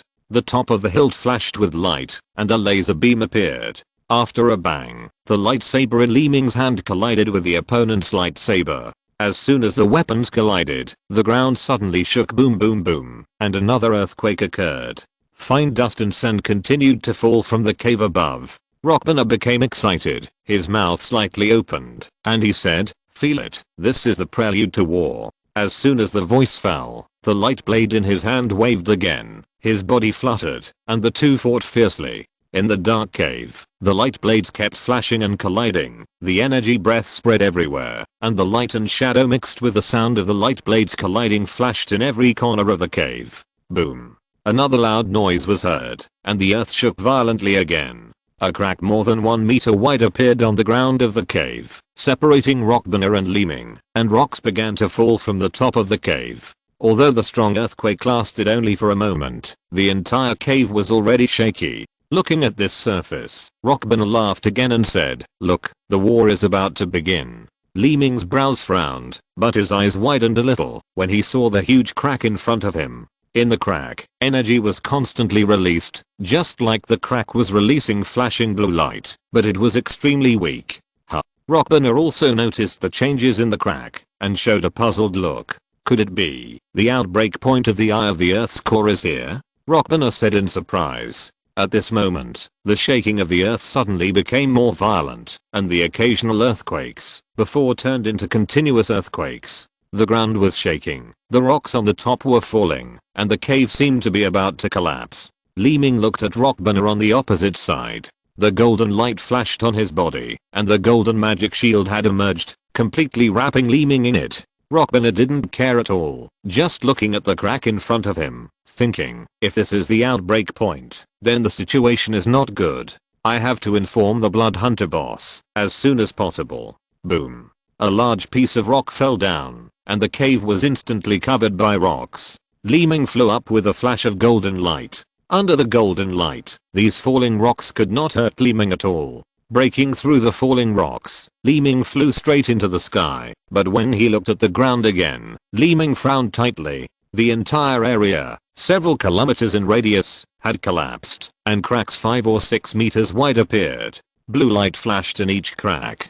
It was as if a powerful energy beam was about to be released from the center of the earth. The blue light shot into the sky through the cracks in the ground, making the sky blue. This strange celestial phenomenon can be clearly seen even from 100 miles away. The giant pumy spaceship in space has already started to move, and even the Orc spaceship is slowly approaching. Rockburner, who also escaped from the underground, frowned and said in surprise, "It's too late. The portal of the Eye of the Earth's center is about to open." The cracks divided the ground, and the divided land began to collapse downward, which connected the cracks to each other. The collapsed rocks collapsed directly in the light and disappeared, as if they were teleported to other places. Staring with both eyes, Li Ming's figure kept retreating, just to stay away from this area of light. As the light became brighter and brighter, this shining blue hole could be clearly seen even in space. It was as if a blue hole suddenly collapsed on the surface of the planet, which was bottomless and constantly released strong blue light. The violent blue light phenomenon also attracted the attention of other people on the planet, and they all cast their eyes over. Whether it was the aliens living in the city, or the pumy people and orcs who had been waiting for the blue light to appear, they all had a common focus at this time. Nicole flapped her wings, and came to the top of a building. She first looked inside the city area. The aliens here were already in a mess. Then she looked up into the distance, smiled slightly with a serious expression, and whispered, "It seems that the Eye of the Earth's center is about to open." Kino and the hunchback man in black also flew up at this moment. Nicole glanced at the two people beside her and whispered, "Action." As soon as the two words came out, 3 figures flashed and disappeared on the spot. Lang from the pumy people also noticed this. He stared at that direction, and did not do anything immediately. He just said to the person beside him, "Let's go." Of course, in addition to these two forces, some extremely curious aliens were also a little eager to move. Some even shouted, "Over there, isn't there an energy mine?" "Yes, it must be. Let's go. Here's the chance to make a fortune." Various voices continued. A guess became a real thing, after being spread wildly by the crowd, as if the celestial phenomenon was a real energy mine. Various spaceships and aircraft started shitting everywhere, and some aliens flew directly over there. Li Ming was naturally unaware of such chaotic and crazy behavior. He stared at the huge energy beam in front of him in a daze. However, Rockburner on the side, kept retreating to a distance. While flying away from here, he looked at Li Ming, and thought to himself, "Is this guy going to die?" Rockburner gradually went away, and Li Ming was also confused. He looked at Rockburner's flying figure, and his eyes returned to the huge beam in front of him. Under his wise eyes, this group of beams released a powerful energy body. Such a powerful energy. Could it be? Li Ming fell into thought, with a bit of entanglement on his face. Li Ming had naturally never seen the eye of the Earth's core, but Li Ming's past cognition told him that any object with energy should be a good thing. Such a huge and strong energy in front of him made Li Ming think of something, but rock banner in a way, which made Li Ming feel a little uneasy. Just as Li Ming was hesitating, the blue light suddenly turned into a huge vortex. The earth trembled wildly. The hole, which was only a few kilometers long, quickly expanded. The cracks in the earth continued to extend and spread from the hole and collapsed again into the blue light hole. At this time, the blue light no longer shone vertically on the sky, but turned into a vortex, just like a vortex on the water surface. As the earth trembled, the crust around the vortex cracked and fell, causing the vortex to expand.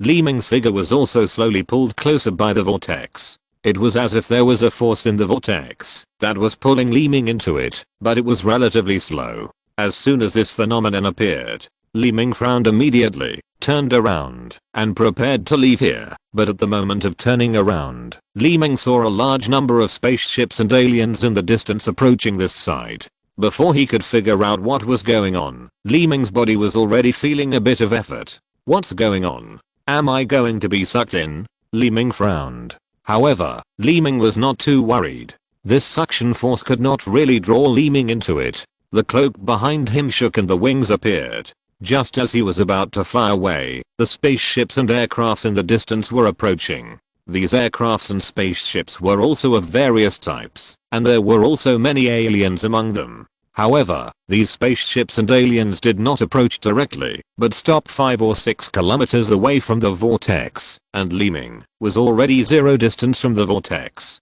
But Li Ming did not notice that in the distance behind these people and spaceships, 3 half-orcs and 3 pumy people were watching from afar, and they did not approach. And Li Ming was naturally seen by these people. Is it him? These 2 words came out of Nicole and Lang's mouths almost at the same time, even though there was still a distance of several kilometers between the two. After all, Li Ming was really important to the two. On the half-orc side, Li Ming was a source body that had already merged, waiting to be developed, and became a half-orc, while on the pumy side, Li Ming was a guy with 4 Zin bodies. Chapter 646 Energy Vortex, Annihilation. Although the huge blue vortex has powerful energy, it also has a weak attraction. However, such a huge energy vortex makes people yearn for it, but also a little afraid.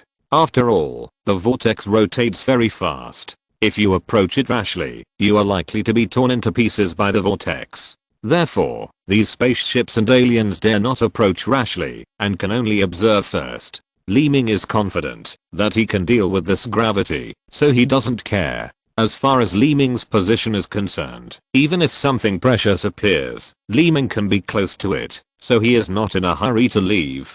But Nicole, who was watching these from afar, sighed slightly and whispered, "It's a pity for such a good source body. And the killing gene is about to be swallowed by the energy vortex." The guy with a hunchback cloak on the side said, although this person inherited the killing gene, he got rid of the killing's control in the first stage. His future development will be difficult. He may not become one of our half-orcs. Dying like this is not a bad thing. It's just a pity for the killing gene. Nicole listened and nodded slightly. At the same time, he glanced at the group of aliens in front and said, "These guys in front can be regarded as the burial objects of my killing gene." Lang, a pumy in the distance, also sighed. He stared at the vortex and said, "It's a pity that 4 Zin bodies are destroyed like this." Godwin, who was also wrapped in a cloak with only red eyes showing, said, "This is better than falling into the hands of others. I believe that after returning, Commander Agrippina will understand." Lang sighed slightly and whispered, "I hope so." The vortex continued, without much change, but the speed of rotation was a little faster than before, and Rockbanner had already fled far away. He did not forget to look back while flying, and suddenly stopped flying. 2 people appeared in front of Rockbanner. They were Bloodhunter and Eleni. Bloodhunter looked at the vortex in the distance, and his eyes also noticed Li Ming, then turned his eyes back to Rockbanner and said, "You still can't solve him." Rockbanner was also a little frustrated, but under the ferocious face, the corners of his mouth rose slightly, and he said, "Although it's a pity, this person deserves such an end. After all, he blocked my plan that has been brewing for hundreds of years. This time, he can no longer stop us. Rockman looked at Li Ming's position and laughed lowly. Li Ming glanced at the huge blue vortex from time to time, and looked at the alien group surrounding him from time to time. He kept thinking in his mind. It felt like Li Ming was going to be the enemy of the people on the opposite side. Among these people, Redelia and Hornston were also there, but in the dense crowd, these two people were inconspicuous, and with the many aircraft and spaceships, the two figures could not be easily detected. A moment later, the earth suddenly trembled more violently, and the original range of several kilometers spread to tens of kilometers away, and the ground in the entire area was completely cracked. The cracks still spread outward along the blue hole, and the width of the cracks also increased several times. In just a moment, the ground within a range of tens of kilometers had completely collapsed. The cracked ground fell directly into the blue light and disappeared, and the vortex also increased and became larger. The spaceships and alien groups were soon enveloped in it. They were originally looking at the vortex from a distance, but in the blink of an eye, they were in the vortex. This sudden change made Li Ming's face change, and at this moment, a strong suction suddenly burst out. The suction force was hundreds of times stronger than before. Li Ming frowned, and his eyes widened. He felt like he had fallen into a trap. As he was pulled by the sudden increase in gravity, a thought popped into his mind. Fuck. It's over. Li Ming thought that, even if the gravity of the vortex would increase, it would only increase a little bit, but he didn't expect it to increase suddenly. The gravity before was like someone pulling him with a rope. As long as he exerted force, he could break the rope and fly away directly. But now, hundreds of chains were entangled around him and pulled him downward. Just as Li Ming was struggling to leave, blue hot rays suddenly swooshed out from the vortex in the distance. The rays were not vertical, but like cloth strips fluttering in the wind. Once the cloth strip rays touched objects, those objects were directly pulled into the vortex. What was just a large group of spaceships and aliens was immediately pulled apart by the suction of the vortex. No matter whether it was a spaceship or an alien, it would not directly enter the vortex under the gravity, but would rotate with the vortex under the action of gravity. Hornston immediately realized that something was wrong. His face suddenly changed, and he said in surprise, "Not good." As soon as the two words came out, a blue light band suddenly swung over. Hearing Hornston scream, Redelia immediately turned around, but at the moment of turning around, the light band had already rushed over, and it was a critical moment. Hornston rushed forward and pushed Redelia away, and the moment he pushed Redelia away, Hornston himself was hit by the light band and disappeared instantly. Redelia's face was dull, and she looked around. At this time, she could no longer see Hornston's figure. Not only that, the crowd and spaceships that were originally densely packed disappeared in just a blink of an eye. These aliens and spaceships were all directly rotated with the vortex after being touched by the light band. The densely packed space became sparse, and the spaceships or aliens hit by the light belt rotated in the direction of the vortex above the vortex, just rotating and approaching the vortex. In addition to the light belt, the gravity of the vortex itself is also increasing. Even if Redelia has used up all her energy, her body can no longer move at all, and as the vortex slowly began to rotate, compared with those who were hit by the light belt, Redelia was only a little higher than them, but she could not get rid of the rotation with the vortex and slowly approached the vortex. The only biggest difference is that those who were hit by the light belt will be sucked into the vortex first, and those who were not hit by the light belt will be sucked in later, but they can't escape the bad luck. At this time, Li Ming's body surface flashed with blue light, and the Zingian wings behind him kept flapping quickly, but his body could not move at all. On the contrary, Li Ming's body was pulled into the vortex little by little. The tense face was still gritting his teeth and struggling, but he couldn't get rid of it at all. He thought to himself, the gravity is getting stronger and stronger. I can't get rid of it at all. If this goes on. Li Ming was thinking this way. A large spaceship on the edge of the vortex entered the vortex first. This spaceship was hit by the light belt before, and it was the first to be directly pulled into the vortex. However, as soon as this huge spaceship touched the vortex, the entire spaceship immediately turned into ashes. The rapidly rotating energy of the vortex rubbed it into debris. Seeing this scene, Li Ming opened his eyes wide and the whole person was stunned. Activating the ability of the wisdom eye, and looking at the vortex under him, Li Ming had already discovered something unusual. The initial vortex was just a rotation of energy, like a phantom, without much abnormality, but now, the vortex is like a high-speed rotating crusher. As long as it is touched, it will be torn into powder by the friction of the rotating energy. Li Ming was not the only one who saw the spaceship being torn into pieces by the vortex. Many aliens in the vortex also witnessed it with their own eyes, and Hornston and Redelia were no exception. This scene has a huge impact on anyone in the vortex, as if they saw their own death. At this time, every alien who saw this scene would scream desperately and try their best to break free, but under this absolute suction, the tenacious struggle was nothing more than buying themselves some more time to survive and delaying death for a little while. Hornston's face changed slightly, and he looked at the vortex below, and then looked at Rethelia in the distance. At this moment, Hornston could no longer touch Rethelia, and under the light belt, he would be sucked into it before Rethelia. Chapter 647 Danger. The distance is too far, there is no chance for her to survive. Can I only survive by myself? While looking at Rethelia, Hornston whispered in his heart. At this moment, Hornston has approached the edge of the vortex. Although he has not touched it yet, the effect of the vortex has begun to take effect. The armor on his body began to turn into foam, and the skin and flesh began to powder little by little. You can see with your own eyes that the blood on the skin on his arm disappears little by little with the vortex.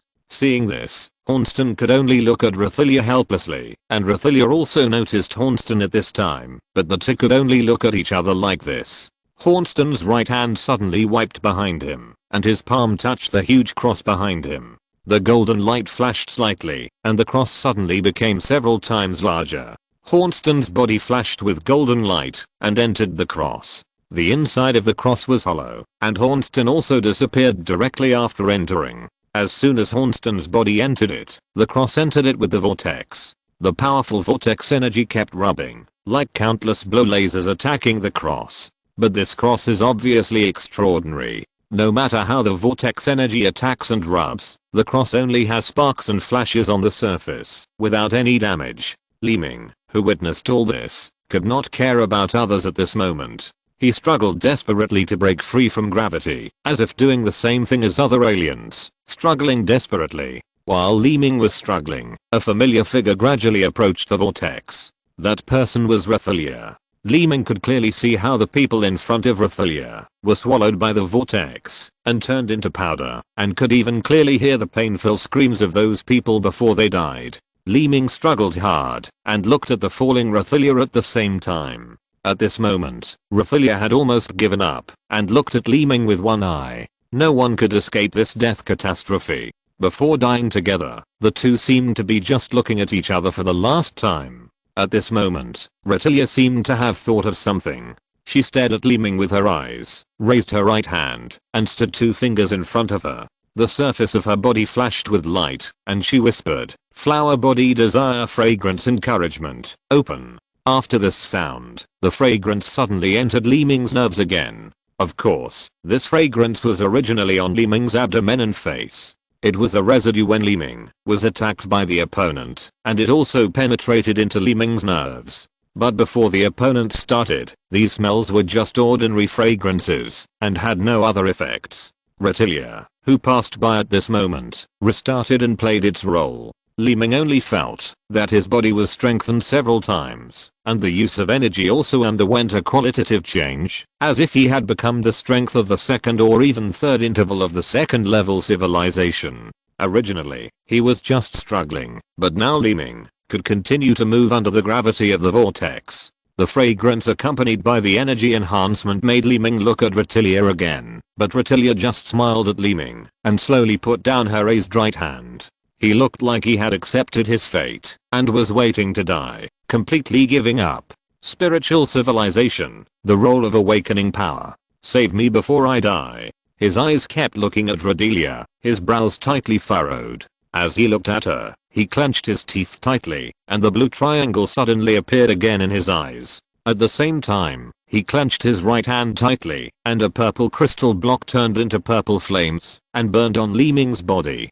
"I won't let you die like this." Li Ming burst out these words tightly. Encouraged by the awakening power, plus the 6-domain strengthening star, plus the purple aura that stimulated potential, Li Ming's figure could already fly under the gravity of the vortex. At this time, Li Ming was running towards Redelia. Redelia, who had given up, opened her eyes wide when she saw Li Ming running towards her and whispered, "This guy doesn't hurry up and run. Is he going to die?" Under the gravity, Li Ming has come to Retilia's sky, and at this moment Retilia is close to the vortex circle. Li Ming's right hand suddenly swung, and his arm turned into a vine and stretched out, and tied Retilia. He pulled hard with his right hand. With this sudden force, Li Ming did not pull the other party up, but was pulled down directly. Under the strong gravity, Retilia seemed to be extremely heavy, and it was naturally impossible to pull her. Besides, Li Ming could only move parallel to the vortex, and it was almost impossible to fly away from the gravity circle. His body fell quickly, and Li Ming quickly turned over and hugged the other party. At this time, Li Ming pointed his back to the vortex, so that Retilia was above him to avoid the vortex. Although he did not completely enter the vortex, the crushing force of friction already existed.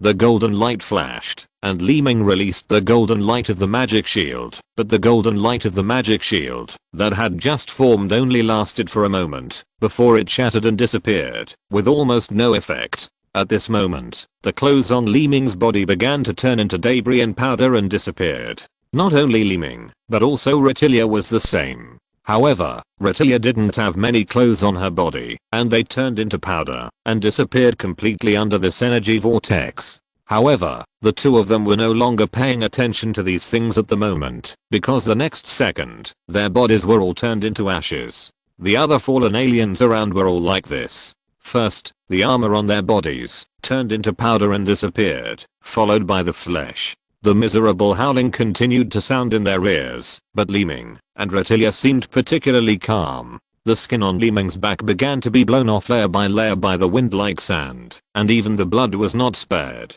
Seeing that Li Ming still placed himself on top with his back facing the vortex, Retilia gently lay down and put her face close to Li Ming's chest. Maybe she wanted to die peacefully, and the last moment was not so important. But just as Retilia leaned close to him and put her face against his chest, Li Ming's eyes suddenly turned, and he saw something. On the side of Li Ming's body, under the whirlpool, Li Ming and Retilia were only flesh and blood left. At the moment, when they were naked, a white cloak was still fluttering, and it was not affected by the whirlpool energy at all. Shan He Hingan Shang. Yes, my god, how could I forget it? Shan He Zingan Shield. Li Ming suddenly gathered enough energy. The cloak behind him suddenly became larger in an instant, and it turned over like a large piece of cloth, completely wrapping Li Ming and Retilia in it. Shan He Zingan Shield. Li Ming had used it before. When he fought against the bone demon boils, Li Ming used this shield, and it was intact.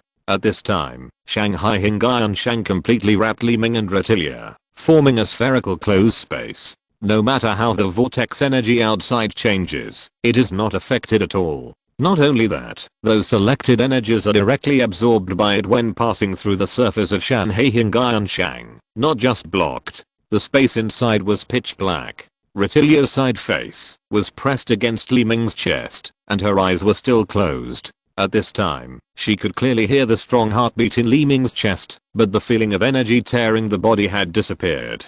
Dead. Or not dead. Retilia didn't know, but she knew that her consciousness was still there. Listening to the heartbeat, she said, "Is this hell?" Li Ming replied, "No, we are still alive." Suddenly hearing Li Ming's reply, Retilia opened her eyes suddenly, and her body jumped away from Li Ming's body. It was pitch black all around, and Retilia's hands touched the soft texture of Shanhei Hingan Shang. What's going on? Retilia looked around, at a loss. Li Ming also stood up, and hid in a corner of the space. Because it was too dark, they both knelt on the edge, and could only see a vague outline of each other. "This is inside my cloak. We are still alive," Li Ming said. Retilia was startled when she heard this, and her body couldn't help but curl up again. But when she thought of her body and her actions just now, she immediately looked angry. But if it wasn't for Li Ming, she might have been annihilated by now. If you're listening to this novel on a channel other than Fanfic World, it means they downloaded and uploaded it without effort. we cordially invite you to visit our channel, Mundo Fanfic Novelos. There you'll find the original version of this story and you can explore many other novels of various genres. We're waiting for you to immerse yourself in a world of incredible novels. Chapter 648, Deep in the Earth's Core. The little fist clenched in anger loosened slightly, and a blush appeared on his face. In the darkness, Li Ming naturally did not notice it, but at this moment, Li Ming also calmed down, and his mind was in a mess. At this moment, in the space of the Star of Base, in the main cabin of a giant silver spaceship, Sims looked at the operating table coldly and whispered, "Prepare the super laser. One slang confirms the absolute explosion of the eye of the Earth's core. Destroy this planet immediately." "Yes. But," a soldier replied, but hesitated for a moment. Sims turned back and looked at the soldier. The soldier saluted first and then said, "Report to the general. The Orc spaceship has locked us, so." Before the soldier finished speaking, Sims immediately raised his hand. His face suddenly became solemn and said, "Follow the order. Don't worry about the attack of the Orcs." "Yes." After hearing this, the soldier left. Sims turned his gaze back to the operating table and whispered, "Even if all of them are killed, we must destroy the Star of Base. We will never let the Orcs contact the Earth's inner civilization again." At this time, the huge vortex on the Star of Base continued, and no one dared to approach it easily. In the vortex, Hornston stayed in the cross, and after the friction of the vortex energy, the surface of the cross began to reveal a trace of light, as if there was light shining through the hard shell of the cross. But what shone in was not light, but after the friction of the vortex energy, some parts of the hard shell of the cross had become increasingly weak under this friction, and it might be worn through at any time. It was precisely because it was getting thinner and thinner that the blue light of the outside energy shone in. Hornston stared with his eyes and whispered, "Even the artifact will be." As he said this, Hornston's face was extremely ugly. At this moment, blue light also shone in the cloak, where Li Ming and Redelia were, just like a strong light shining through the gauze. Although it was weak, it could illuminate the darkness inside very clearly. These rays of light were not caused by the cloak becoming thinner due to friction, but because Li Ming's current position had changed. Looking at the blue light through the cloak, Li Ming turned his gaze to look at Redelia, and at this time Redelia's body was already in full view. Redelia was also attracted by the blue light group on the cloak, but as soon as she lowered her head, she saw Li Ming staring at her eyes. She suddenly became angry and shouted, "Don't look." Li Ming realized that he was being rude and immediately turned his head to look at the cloak again. Although Redelia was angry, she also lowered her head shyly and said nothing. At this time, the structure of the entire vortex could not be seen by outsiders. The vortex was like a plate, with a bottomless hole below, and the sky above. Only the vortex of the disk separated them. Although the hole under the vortex was bottomless, it kept flashing blue light, just like the bottom of the sea, blue and beautiful. The light in Li Ming's cloak really came from the blue light of the hole deep underground. This is completely different from Hornston's. Hornston is on the surface of the vortex, suffering from the friction of the vortex energy. The light will only make him more desperate. Bang! A muffled sound was heard, and Li Ming and Redelia felt their bodies shake, as if their cloaks were ejected. At this moment, Hornston also shook his body in the cross, as if it was suddenly shaken. The vortex ejected an object into the air above, which was Hornston's cross, but the vortex also ejected an object into the hole below, which was Li Ming's cloak. As the two objects were ejected, the rotation speed of the vortex began to slow down a little bit, and the energy was getting weaker and weaker, and it seemed that it would stop soon. Hornston, who was ejected, immediately sensed something strange. Without the friction of energy, the damage to the cross stopped, which surprised and delighted Hornston, and whispered, "It seems it's out." The cross flipped in the air and fell straight to the ground in the distance, and the flying of this cross immediately attracted everyone's attention. "What is that?" Nicole, one of the Orcs, was the first to say in surprise. The Pumi people and the three people from the Dark Technology civilization all focused their attention on the cross. After all, in such a powerful vortex, ordinary people can't resist it at all, and even no one in the second level civilization can stop it. Therefore, the sudden flying of an object also attracted everyone's attention. The bottom of the cross spun quickly while falling to the ground, but just as it was about to land, a golden light suddenly flashed on the cross, and a figure flew out from it. It was Hornston. As soon as he appeared, Hornston flipped over and fell to the ground, and at the same time, raised his right hand and grabbed the falling cross. The golden light of the cross returned to its original size, and Hornston threw his right hand and put it back on his back. The whole process and actions were closely watched by the people in the sky, and among these people, no one recognized Hornston except Language. Lang was also surprised at this moment, even a little incredible, and whispered, "It turned out to be this guy." After looking at Hornston for a while, Lang's eyes returned to the vortex in front of him. Although the vortex slowed down, it continued to rotate. However, at the bottom of the vortex, Li Ming was already falling at a very fast speed in his cloak. The deeper he fell to the bottom of the abyss, the stronger the blue light became. However, without the friction of the vortex, everything returned to calm. Li Ming, who was in the cloak, waved his right hand, and the cloak returned to his back, and the two naked guys were exposed to the blue light. Rathalia screamed "Ah!" and hurriedly covered her body with both hands. But Li Ming never looked at her.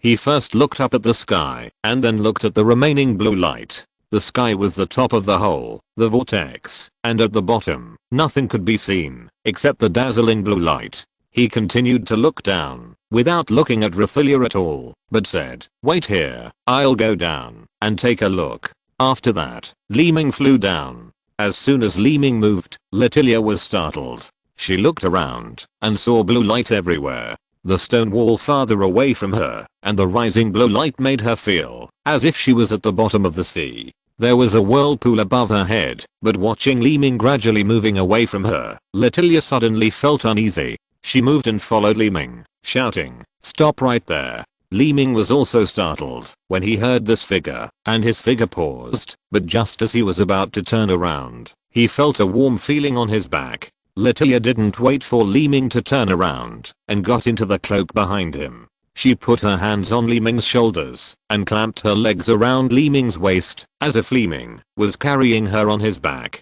Li Ming, who felt this, didn't show any abnormal behavior. It was good to come here this way. Li Ming carried the other person on his back, and the cloak completely blocked him. In this way, Li Ming couldn't see the other person anyway, but could cover the other person's body completely. He glanced back slightly, didn't care too much, and continued to go deeper. But Rathalia, who was lying behind Li Ming, was stunned. Li Ming's back was bloody at this moment, as if the flesh had been peeled off. Seeing this, Rathalia naturally remembered the moment when she fell into the vortex just now. Li Ming used his back to resist the damage of the vortex, but the other party was touched by the wound at this moment. Li Ming naturally didn't care, and his body continued to go deeper into the blue light. The whole hole was in the shape of a funnel. The vortex on the surface was the largest, with an area of tens of kilometers, but as it continued to go down, it became narrower and narrower, and even the stone walls around could be seen. Before, looking down from above, the blue light was too dazzling to look directly at, but as it went deeper, the light made people feel less dazzling. It was just a piece of azure blue, and the light continued to rise from the bottom. The soft light was like a line, soft, and contained a strong energy, which made people feel very comfortable. As it continued to go down, the environment at the bottom finally appeared in front of us. Chapter 649, Things at the Center of the Earth. At the bottom of the hole, there is a pure blue vortex. The vortex is not big, only about 10 meters long and wide, and the violent blue light and energy are all released from this blue vortex. The blue vortex is like a blue pool. Although it is formed by energy, it gives people a feeling that blue liquid is rotating. In the center of the blue vortex, there is a cylindrical stone platform. On the top of the stone platform is a black spherical object. I don't know what it is. This stone platform is like an isolated island in the center of the vortex, but after seeing the black sphere on it, Li Ming's mind began to think quickly. Every time the geocentric civilization appears, it will give the orcs important things, and it can make the orcs progress in civilization. Then this thing. Li Ming thought secretly. The blue vortex is a transmission mechanism that Li Ming has never heard of. This naturally cannot be touched easily, but the black sphere is also something Li Ming guessed. Li Ming looked at it like this, and Retilia behind him also put her hands on Li Ming's shoulders, and her head came behind Li Ming's shoulders, looking at the sphere constantly. Li Ming glanced at his shoulder, ignoring Retilia, and slowly stepped forward, gently reaching out his right hand, and very carefully touched the black sphere. Li Ming carefully checked it with his consciousness, and found no abnormalities except for the energy, so he carefully stretched out his hand. As soon as his palm touched the black sphere, a blue light flashed, and the black sphere disappeared, which was collected by Li Ming. Just as the black sphere was collected, the stone platform suddenly moved slightly. Li Ming was shocked, and hurriedly retreated to a distance, with a cautious look on his face, fearing that something dangerous would happen. But after retreating to a distance, he found that the stone platform was just slowly falling back into the vortex, and the deep blue vortex was also fading a little bit. The blue vortex began to weaken, and the blue light naturally dimmed. Li Ming stayed where he was, motionless, just staring at it intently. Retilia behind him was also staring blankly, completely unaware of what was happening. After a moment, the stone platform completely sank into the vortex, and the vortex also faded and disappeared, leaving no trace. Without the blue light, the surroundings suddenly became dark. At this time, Li Ming could see clearly that, although this was deep underground, it was still far from the center of the earth. The bottom was still like an abyss, but Li Ming had no intention of going down at this time. The disappearance of the vortex naturally meant the closure of the eye of the Earth's center. Looking up at the sky, it was still dark, with only a large amount of dim light at the exit, but the vortex had completely disappeared.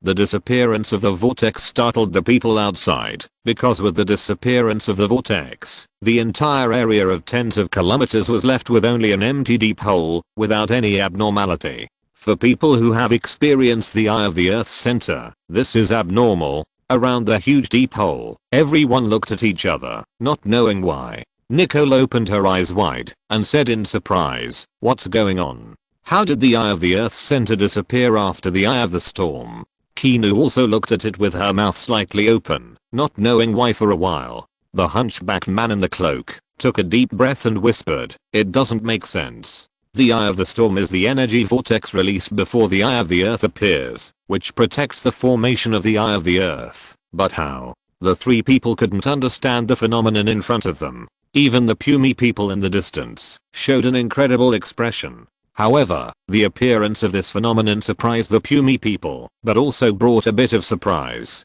Everyone present knew that the eye of the earth was the Earth's civilization sending some important materials from the distant universe to the civilization they cultivated, for the progress and development of their civilization, and the transmission of objects such as the eye of the Earth's center over a long distance, required extremely powerful spatial capabilities. Therefore, the formation of the eye of the Earth's center takes time, so the eye of the storm will be released first in the early stage of the formation of the eye of the Earth's center.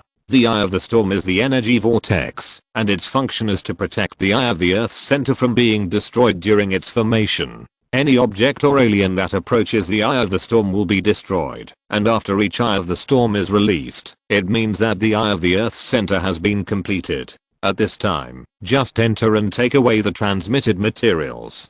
But after the eye of the storm of the energy vortex disappeared, the ground was just a huge empty deep hole, and the eye of the earth did not appear, which made everyone outside confused. The three people from the dark technology civilization further away also had strange looks in their eyes, not knowing why. Just when everyone was curious, the three orcs suddenly moved, and flew to the sky above the deep hole. In this case, the others naturally wanted to see what was going on, and they all flew over. The area of the cave entrance was dozens of kilometers. Even if they went deep into the cave entrance, the distance between the three forces was still very far. Until they could see the situation at the bottom of the cave clearly, these people stopped one after another. Everyone's eyes were fixed on the depths of the cave, but no one flew into the cave. The energy aura of the eye of the Earth's center has completely disappeared.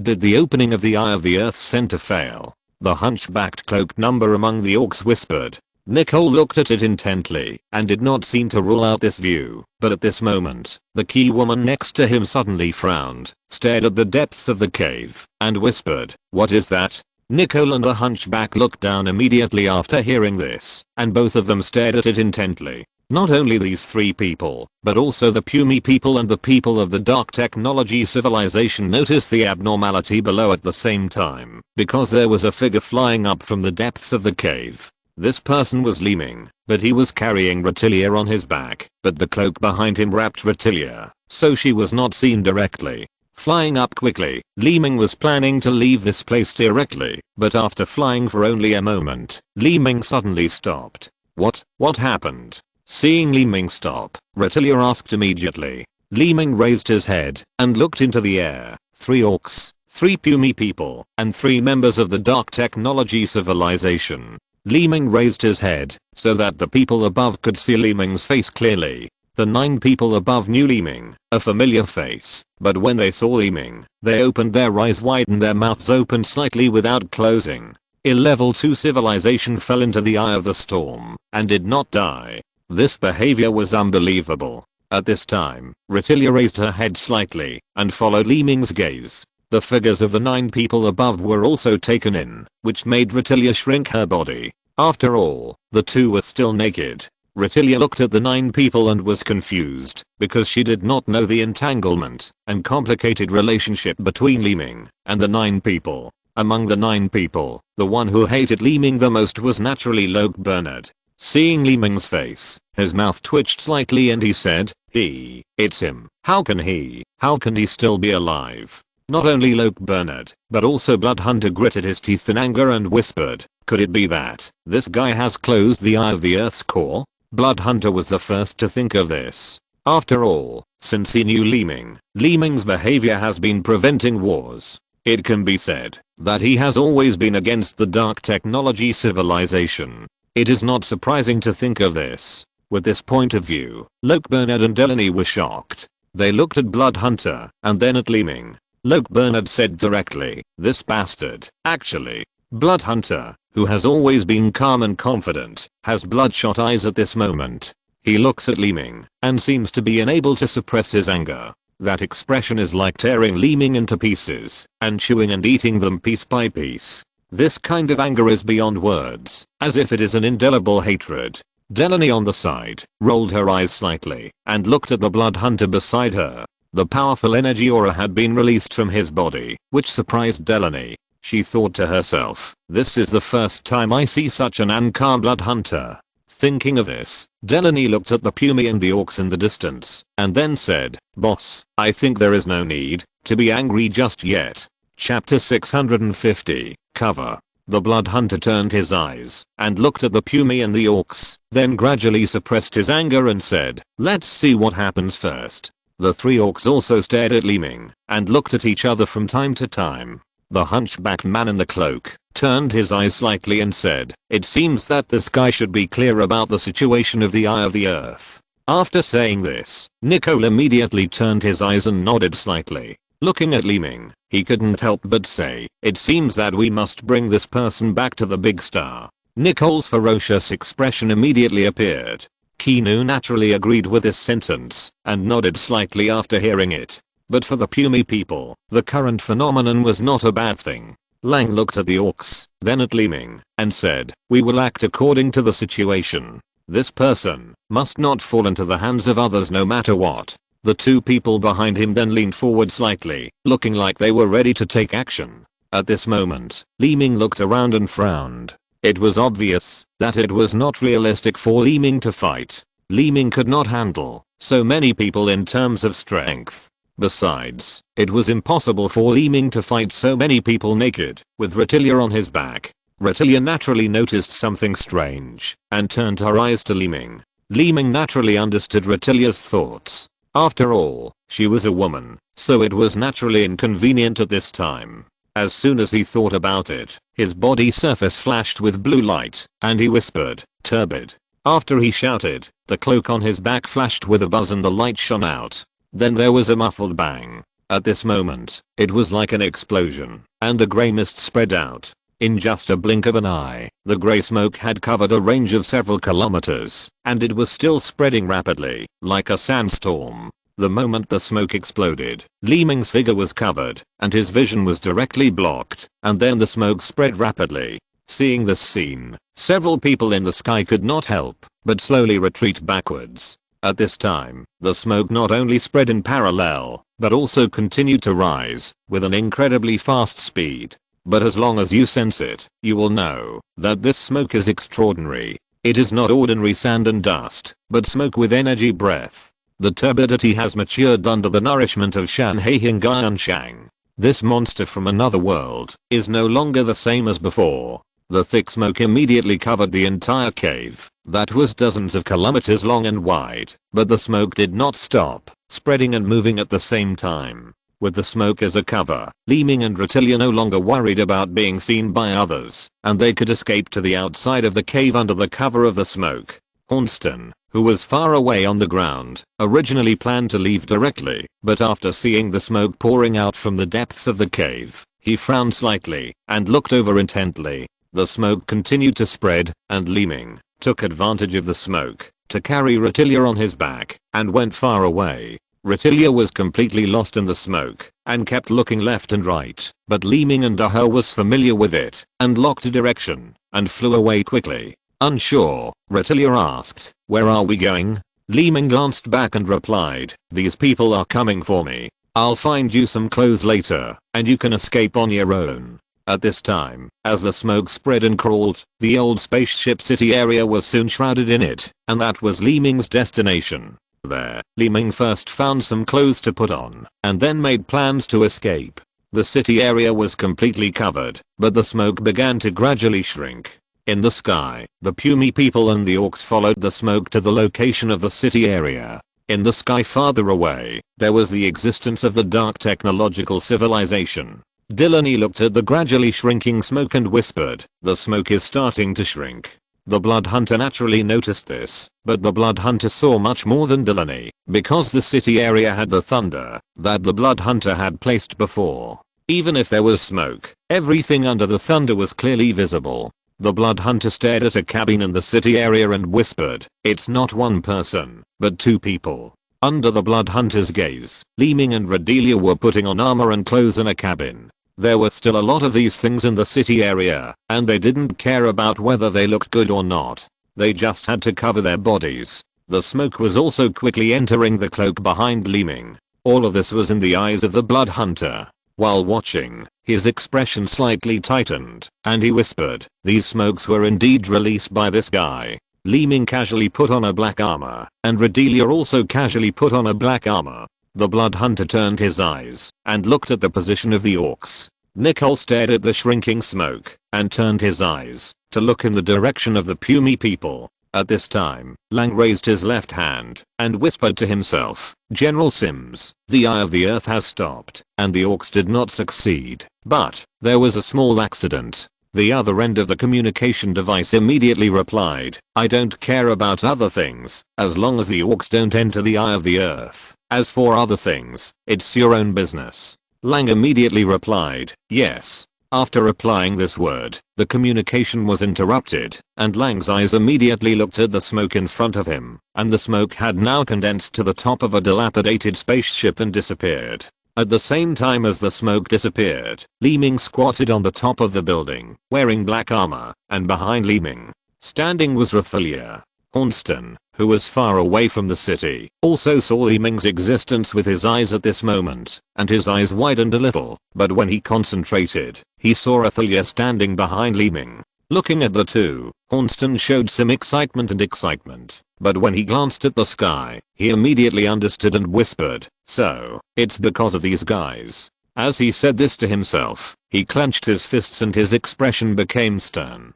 His footsteps became heavier, and each step on the ground was more powerful than before. Li Ming glanced at the people in the air with contempt, and then turned his eyes to look at Retilia behind him, saying, "If you follow me, you will die. You should think about this carefully." Retilia looked at Li Ming, did not reply, just stood there motionless, but Retilia's mind had already recalled the scene of Li Ming saving her in the energy vortex, and her expression became more determined. The atmosphere in the air gradually solidified, and a fierce battle was about to come. Everyone was on edge. For Li Ming, this would also be the most severe test after entering the second level civilization. Blood Hunter looked at the two people beside him and whispered, "Look for a chance to take action and take you away." Rockburner and Delaney looked at each other and nodded. A breeze blew by, and Nicole's face changed. His expression suddenly became serious, and he whispered sharply, "Wit, do it." Hearing this, the hunchback cloak figure flashed and disappeared directly. When he reappeared, he was not far in front of Li Ming. The other party's appearance could not be seen clearly in the cloak, but two brown long strips suddenly stretched out from the black cloak, like two radiations. Li Ming did not move on the spot, and two bangs came from the building under him. Two vines flew out, and the vines and the brown object were entangled together, like two snakes entangled with each other. Huh. Wit made a surprised sound, as if he was a little surprised. And Li Ming only saw clearly at this moment that the purple long strip of object released by the other party was attached with transparent mucus on the surface, which was extremely weird. HMPH. Wit made another noise, and Li Ming immediately noticed something was wrong. The purple object suddenly extended and grew again, heading straight for Li Ming. Boom. A loud noise was heard, and the top of the old spaceship shattered and exploded, while Li Ming and Redelia jumped onto other spaceships. Li Ming looked at the previous position with his eyes, and then he understood, and whispered, "It turns out that the surface is lubricated mucus."